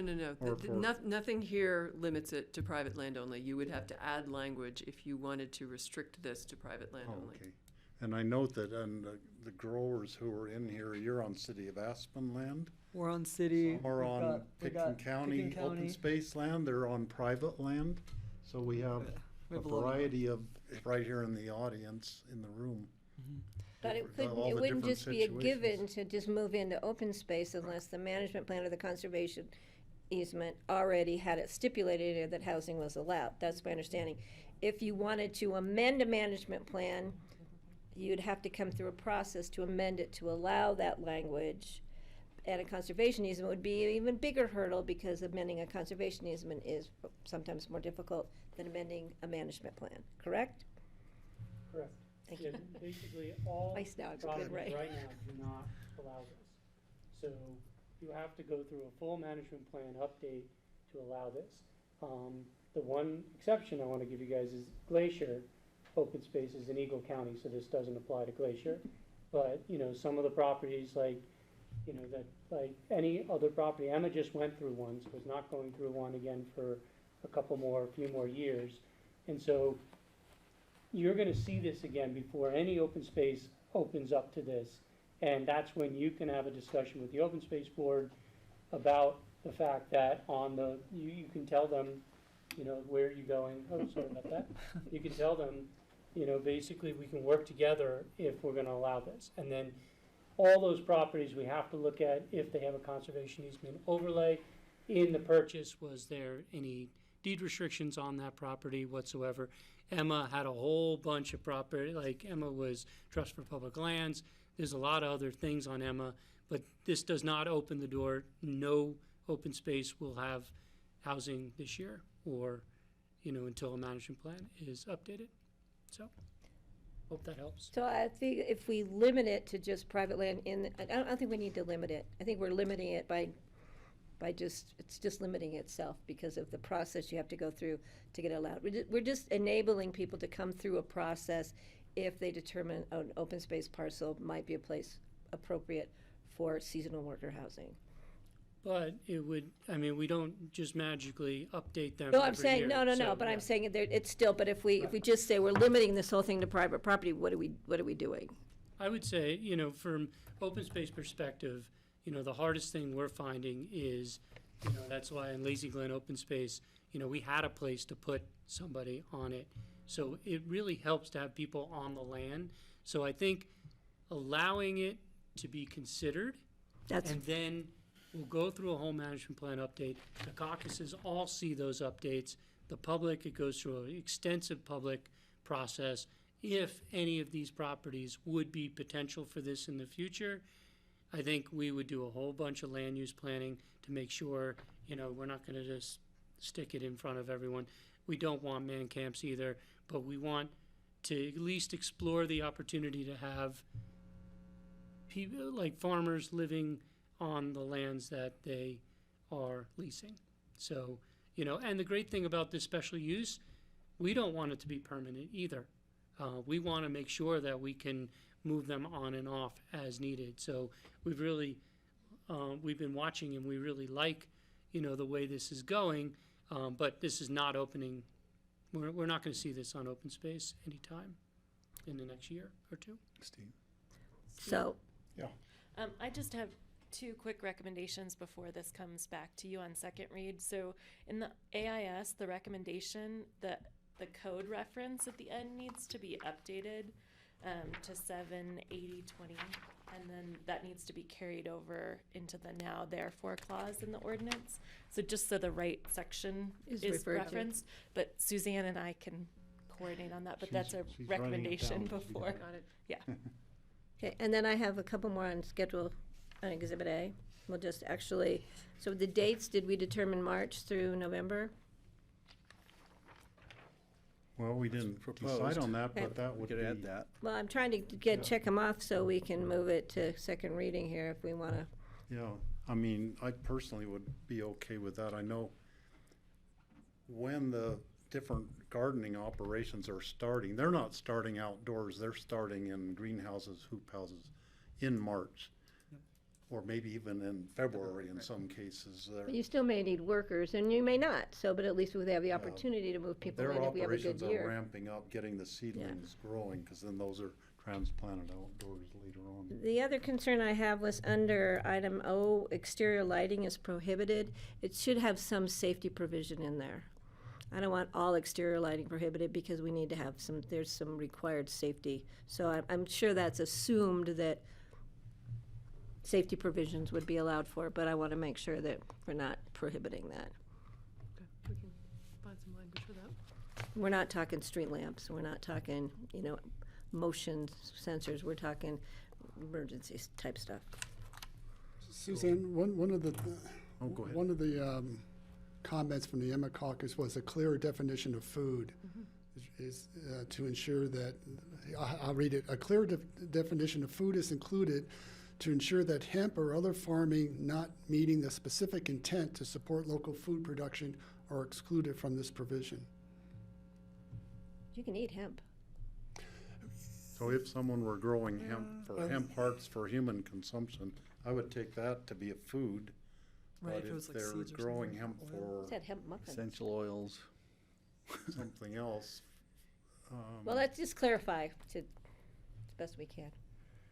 Again, that was a concern specifically from the Emma I'm moving caucus. that one to you guys. Because looking at Kathy Markle's letter, of course, she wanted to include flowers too. So if this is for food, production, agriculture, and it's going to be for viable purchase, then we should define what that food is and make it really clear. Because there's always opportunities to sort of skirt the wording. So we do have we have flowers on the Glacier property that are grown there, but that's again in Eagle County. But again, right, I think this was And we have intended potatoes to be for limited to, vodka, the food production. but you can So I always sell a might few turn to potatoes. these guys to help me out to find some good language to. We spent a long time trying to define farm and trying to define farm worker and didn't even think about defining food, but we'll get into that. Okay. So we can come Good back point. in second reading with some proposed language for you to define that more specifically. If the flowers are edible, we're good. I would also like to just do this as a 2-year trial versus a 3-year trial. And just sort of see, we can always revisit it in 2 years and just sort of see what's happening rather than letting it go too long. I don't necessarily disagree with that, but I do, because just listening to Gary, he said it might not be a year or two until we actually have anything up and going because of all the hoops that need to be jumped through. So Well, again, I think. they'll come back to us in 2 years and say we don't have any data, so we'll bring it back. Well, we would have data for anyone who wants to utilize this on private property. I think when you start getting open space, it's going to be much more contentious, and it's not going to be a slam dunk. But this would at least allow private owners to start utilizing, and we sort of see the impacts and responses from the neighborhoods. Yeah, and if in 2 years we don't have any data, Yeah. really, then we'll. Then you I'm can fine with that, extend it. George. Yeah. I'm okay with 2 years. Question, Sure. can I just ask Laura a quick question? Is the best way to, what's the best way to accommodate that in the ordinance? Yeah, you and I can work on Okay, that. we'll work on that, so to make sure, because, I knew that didn't get captured in the ordinance. And just for, I know that some of the people in the audience they're growers too, just as much as Ed, and they probably. More so. More so than Ed. And I will call on I'll give you a short opportunity to comment today. But we want to get the commissioners' comments first, or concerns. There was the issue of using porta potty in lieu of having that on site as the facility that would be emptied and maintained periodically, rather than having it be in the RVs, which the RVs maybe would then drive off the site and go elsewhere to empty their holding tanks, is one possibility. But I think having a good restroom facility of some type on the property is essential anyhow just for the workers when they're there during the day working. They need to have good hand washing facilities, and that in some instances could double as for the facilities for the mobile homes or the RVs. And so could we talk a little bit about that issue? That right now it's saying no. It's Right, I think we were, looking to have this be a self-contained unit, that if you're actually living in this unit, that you have a bathroom in the unit that accommodates your use. RVs. This hadn't really expanded to, if there are other people who are also working there, are they putting, I guess, I don't know enough about how that's all working on the farms today, and that may be what it is. But I think if you're putting the unit there, our intent was that, you have water storage, you have your tank storage for your gray and black water, and that has to be addressed, whether that be, Eden's talked about, being able to show us that you've got a maintenance contract, that somebody's going to come actually pump it out, or that, again, some commitment that it's going to have to be dumped. Obviously the concern was, will it just get dumped on site? We clearly don't want that to happen. But I don't know, again, how about the RV and a porta potty? Again, we were trying a lot to keep this as minimal as possible in terms of, what the impact would be. So I guess I don't necessarily have a specific answer to. Okay, and maybe that's not that much of a concern for the proponents for this, especially on a trial basis. That would be one thing we could look at and see how it's working in 2 years' time. Steve? Another issue I had was, well, tiny homes to me could be an RV. A tiny home could be defined as an RV. It's a tiny home on wheels. Right. It's mobile. It can have all the facilities of something that you would buy off the shelf at an RV dealer. And that's, again, I think the RV definition accommodates, again, some sort of self-contained unit. I think will work with that. The issue we were looking at this as a temporary use and a seasonal use with a self-contained unit was, again, if we're starting to look at, the tiny home discussion gets into the density issue. Are we, is that an accessory unit? If it's going to be more than temporary, if it's a year-round, are we? Then we get into a different conversation about what does the zoning allow? Is it a caretaker dwelling unit? Could somebody have that if it connects to the services on site, the septic, the well? Does the well allow for another dwelling unit? Does the septic system accommodate? Again, we get into a much bigger conversation as soon as we get away from this is a self-contained unit that you can pull on site and pull off site. And I could see them using a tiny home on a trailer that is there temporarily as part of this proposal. It's not a tiny home village. It's not there permanently. It's not hooked up to sewage system. It's self-contained on wheels and is removed at the end of the season. It might be a tiny home, or it might be a.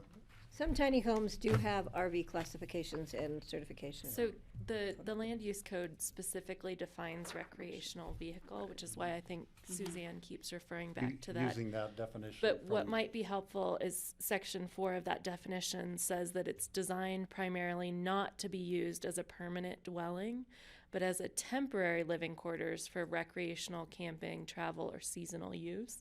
So I think if you're looking at a dwelling that's being used year-round, just in different locations, then it probably doesn't fall under recreational vehicle.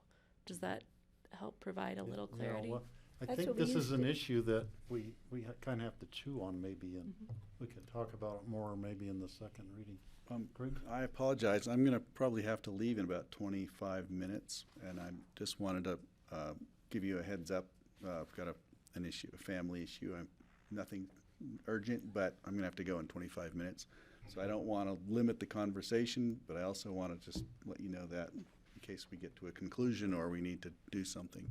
I don't want to limit anybody's ability to speak, but I just want to point that out. Okay. I think at this time, unless you have any. Let's hear from. So, everybody will have the opportunity to speak when we do the second reading, which will be a regular public hearing.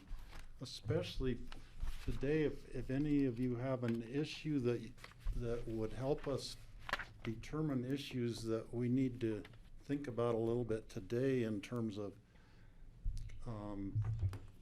making potential changes now, or issues we need to bring up before we get to the second reading. And second reading's on April 8th? Yes. April 8th. Or if you are not able to be here on April 8th and you all made the effort to be here today. So Casey, why don't you come up to the mic and we'll hear what you have to say. Introduce yourself, sir.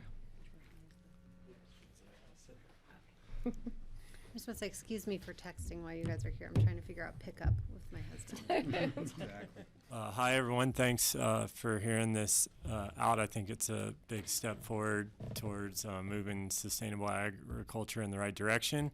I'm Casey. I'm Casey Piscura. I'm here on behalf of Sunfire Ranch and Wild Mountain Seeds, and now Seed Peace, another thing that we're working on up there. What I want to talk to is partly within the time restrictions. When you look, at least for our operation, like we were producing tomatoes all the way up until Christmas this year, and then we were, we've been growing here starting in February in greenhouses. Within what the potential for what we have to do more of in the future would allow for us to be producing a lot of things year round. And if, let's say, a farm type manager wanted to have his own tiny home to gain equity in a private piece of land, which I think is what a lot of the farmers struggle with, paying the going rental on a private property that's really stifling your ability to grow your operation. Should there be something allowing for folks to, if it has a limitation on time, are you removing it from the property in that time so that they can come right back in a few months later? Just some designations, or I would encourage to consider, defining the how temporary these things are, because, for some it may be best to utilize them year round, whether it's the same person or not. Thanks, Casey. Okay. Thank you. Thanks, Casey. for bringing that up, Casey. I was thinking about tomatoes when I thought of that. The best tomatoes in the valley. Cooper, you want to come up?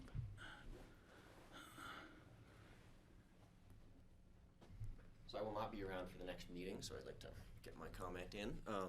I'm Cooper Means, an employee of the Farm Collaborative and owner of Shining Mountains Farm, which operates on a open space lease on Louisiana Open Space.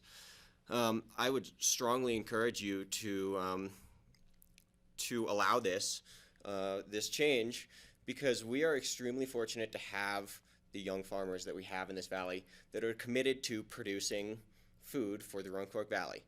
And when the Farm Collaborative looked at what can we do to help agriculture in this valley, the biggest things were access to land and access to facilities and homes for the farmers. And there's a lot of other things. There's a very harsh climate. There's many things that make it difficult. The biggest hurdles are housing and land. And we are extremely fortunate to have the open space program of providing land for a lot of farmers. I think that there are more for-profit operations on open space than on private land. Don't quote me on that, but I believe that from my knowledge that there may be, and that has created this potential for agriculture in the valley that would not necessarily be here without that. And this is a great booster to allow a future that this can be kind of an agrarian society, and we can be supporting ourselves into kind of an uncertain future that we're going into. And the other part of it is the community that we see coming around agriculture is just booming, and it's really cool to be a part of. And so beyond just supplying healthy food, there's a whole nother community element to this, that this project, and Eden has put so much time into kind of making it seem, hopefully work for everybody. This is a big booster for the potential for that, for community development in a very positive way. Thanks, Thank you. Cooper. Okay, thanks, Cooper. Thank you. Ben?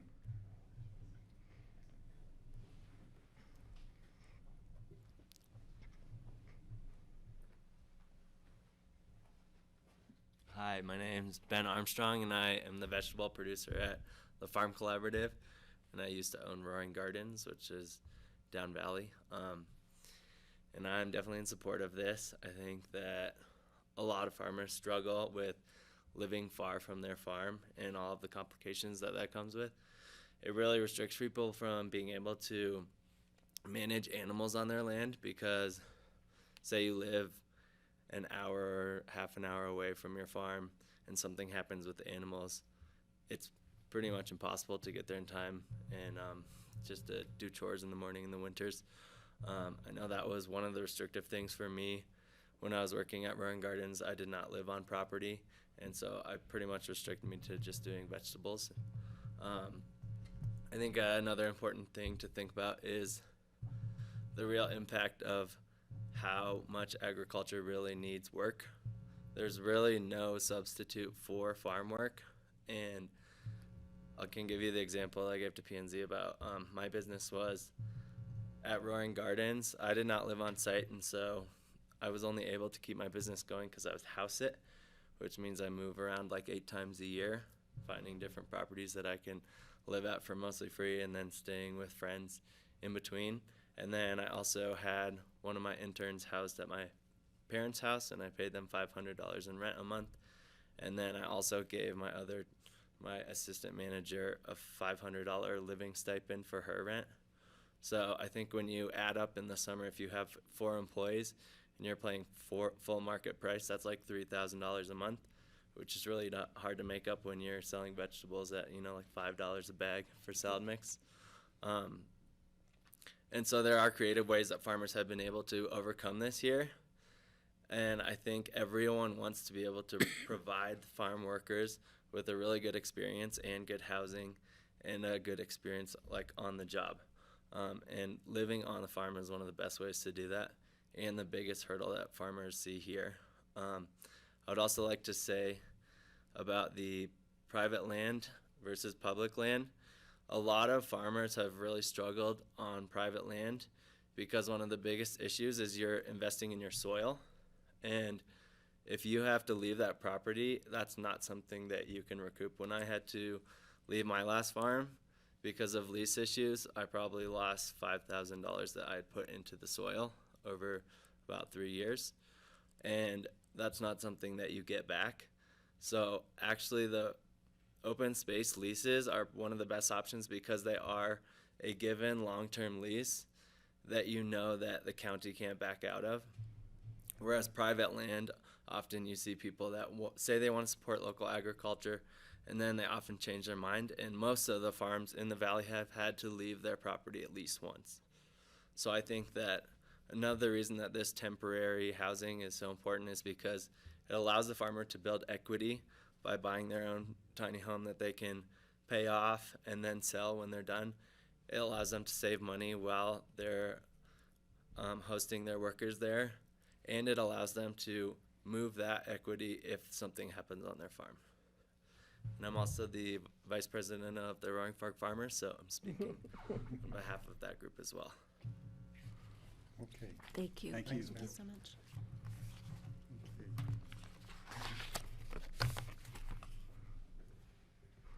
Hi, I'm Kristen Keenan, and I'm here on behalf of Wild Mountain Seeds and Sunfire Ranch.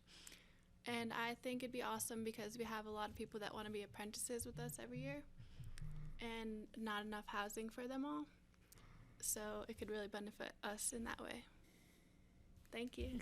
Thank you. Okay, you don't have to speak. And you can speak also on April 8th.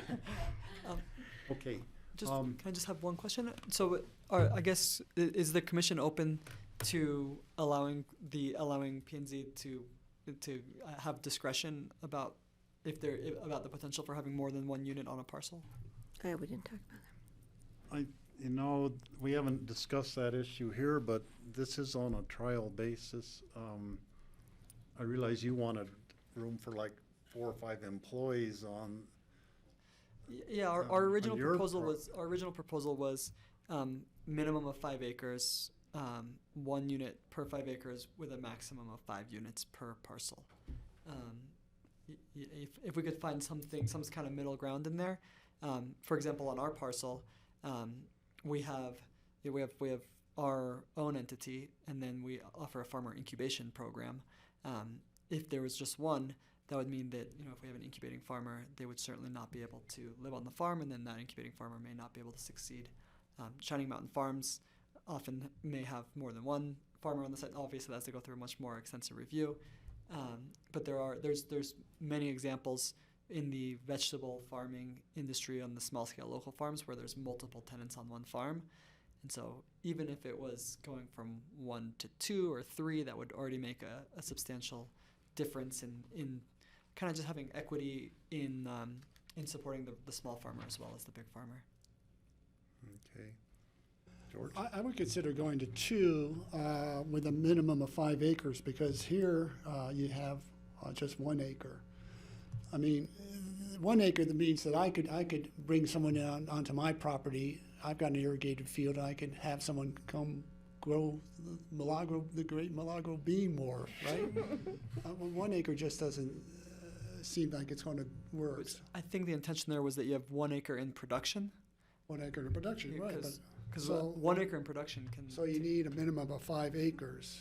Minimum of having 5 acres. Minimum 1 of acre in 5 production. acres. So is that? So we're Yeah, not and getting into I'd little. say start with 2, neighborhoods. see how it goes. So you could do a comparison of what the impacts. Yeah, I just more than would one be unit. comfortable with that. So we'd have to change, because it's not worded like that, is it, Suzanne? No, no. So right now, I mean, the language in A is only 1 unit may be permitted, so that Right. would be one piece of language to change, but I guess I may need you to Minimum clarify. you must have a minimum of 5 acres and 1 acre to be under production.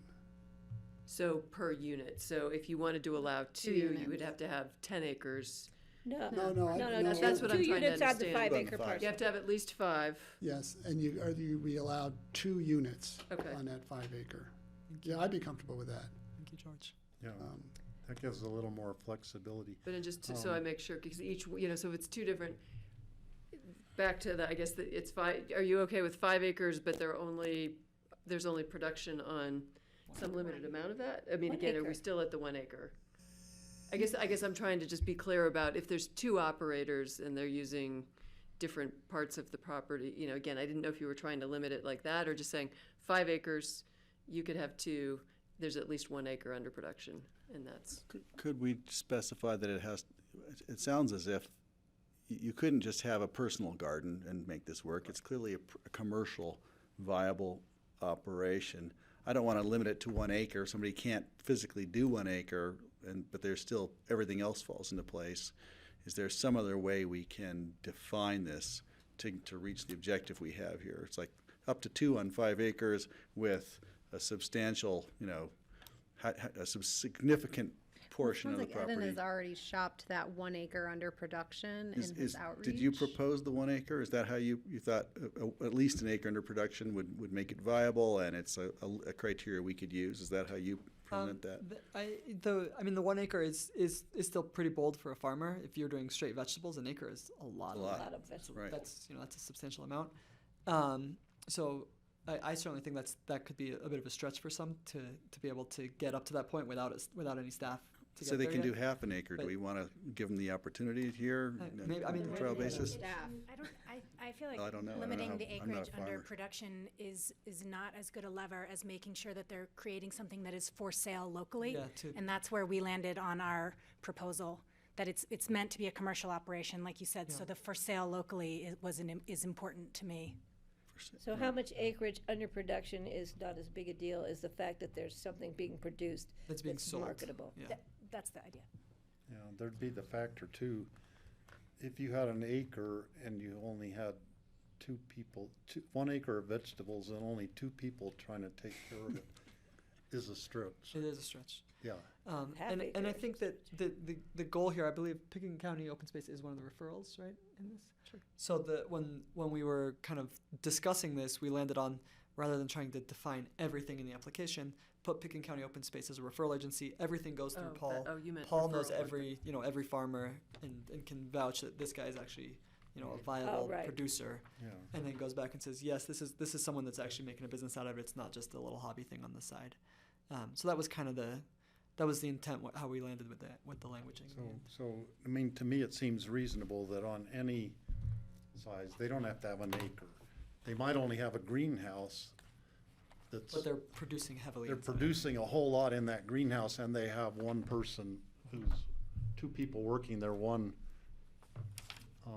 sort of the owner of it and one of the helper, and you have one housing unit there, even though they're not farming an acre. Right. If they had 1 acre of in production on at least 5 acres of land, then 2 would be allowable, is what you're suggesting, George, right? I think so, yeah. Yeah, and to me, that's a reasonable thing. It allows some more flexibility for during this trial period. Thank you. So can I just clarify a little bit on language? So right now, A says only 1 unit may be permitted on a lot parcel. So I think what I was hearing was Up to we 2. would allow up to 2, but you have to have 5 acres. So do you have to have 5 acres if you only wanted to have 1? I mean, no matter what, to have a temporary seasonal housing unit, Except- you should have at least 5 acres. Is that? Well, I think Just wanted- some of our parcels, let's run that by open space, what some of our Practical parcels, sense. let's see what our lease Well, parcels are, how many acres. I wasn't sure if you were saying, 1 if you have less than 5 acres kind of a thing, but up to 2 if you have at least 5? That was one way I could read your language. Or do you just want to, are you trying to say just 5, at 5? You'd be eligible for this. Or 2, or even 1. Well, so That's- she's asking the Un- direction. Yeah, Under yeah, and I'm five, saying, one. and I'm Question. saying, I don't know, let's ask open space, or Yeah. get some more information on what Shouldn't be our making- average size is of leases that we, that are out there for agriculture, not for grazing or pasturing, but for growing vegetables, growing food, and see what that is, because if most of them are 3 acres, why are we doing this? It's not about the size of the lease, though, it's about the size of the parcel. That's the way the code language is written. So you could be leasing half an acre on a 20-acre parcel? Right. And I think the goal Bring back there- more information on that one on second reading, because I'm still not. Yeah, Thank yeah, you. we need more information. And- That's why we have 2 readings on this thing. Yeah. And to follow up that, it sounds like there might also be a proposed change in C, which Right. says the agricultural operation produces and sells food for human consumption available to the public in Colorado. Currently, the proposal then says, and works at least 1 acre of land. Is that a strike through on works at least 1 acre of land with no so. substitution? Sounded like that Yeah. was the direction. But, yeah, that's fine, but under C, as long as we're on it, I'd like to clarify human consumption. Okay. Right, better defined. Yep, got that. 'Cause some people will eat anything. This is, I'm Babies? eating the wheatgrass. Putting it in your ear. Rocks, who knows? I don't know, my kid can't manage to get it to his mouth. So it Is it sounds all like Saying, in- you're referring to C, and I'm not It's seeing either on the Oh, floor or it's it's under, it's on where you're pa- looking. On Exhibit A, okay. Exhibit A. Okay, I see now. And two other points under, Patty brought up exterior lighting is prohibited. If we want to do it for emergency use, then we have to be specific on that. Right, so bring that We'll back. bring back some language. And then I would, somewhere in this document, I would like to have explain the process if someone is going to apply to utilize this on open space lands. What's the process so the public understands that? Like, as Gary explained, and Gary, you could probably get some verbiage from Gary that here's a Put in the process memo, that, not, that will have to happen before this okay. code amendment could be utilized on open space land. To explain that in the memo at second reading, Or do you want it in the reso? not ordinance language, because this goes in the land use code. I mean, I Well, think I don't that's. know, I just want to make it really clear for the public and that it doesn't get missed. Well, one of the things that might be clarifying is to put it into the AIS, spelling out exactly what that process is.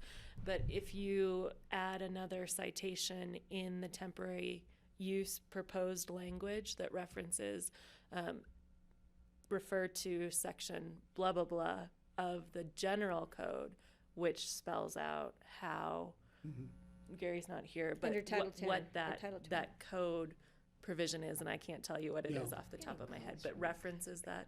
So someone could see, okay, if you're using this on open space and trails property, you need to look at the open space and trails language. So you could add a code reference into the new code language that gives somebody a citation to go through that will walk them through that process. Okay. Suzanne, you've got item 6, switch to 2 years on your 2 from 3. Oh, yeah, well, I'll work with Laura about where to Right, you've got accommodate that, that in the okay. ordinance. Okay. I'm comfortable with this, and it sounds like there's some optimization and clearly some work still needs to be done on it, but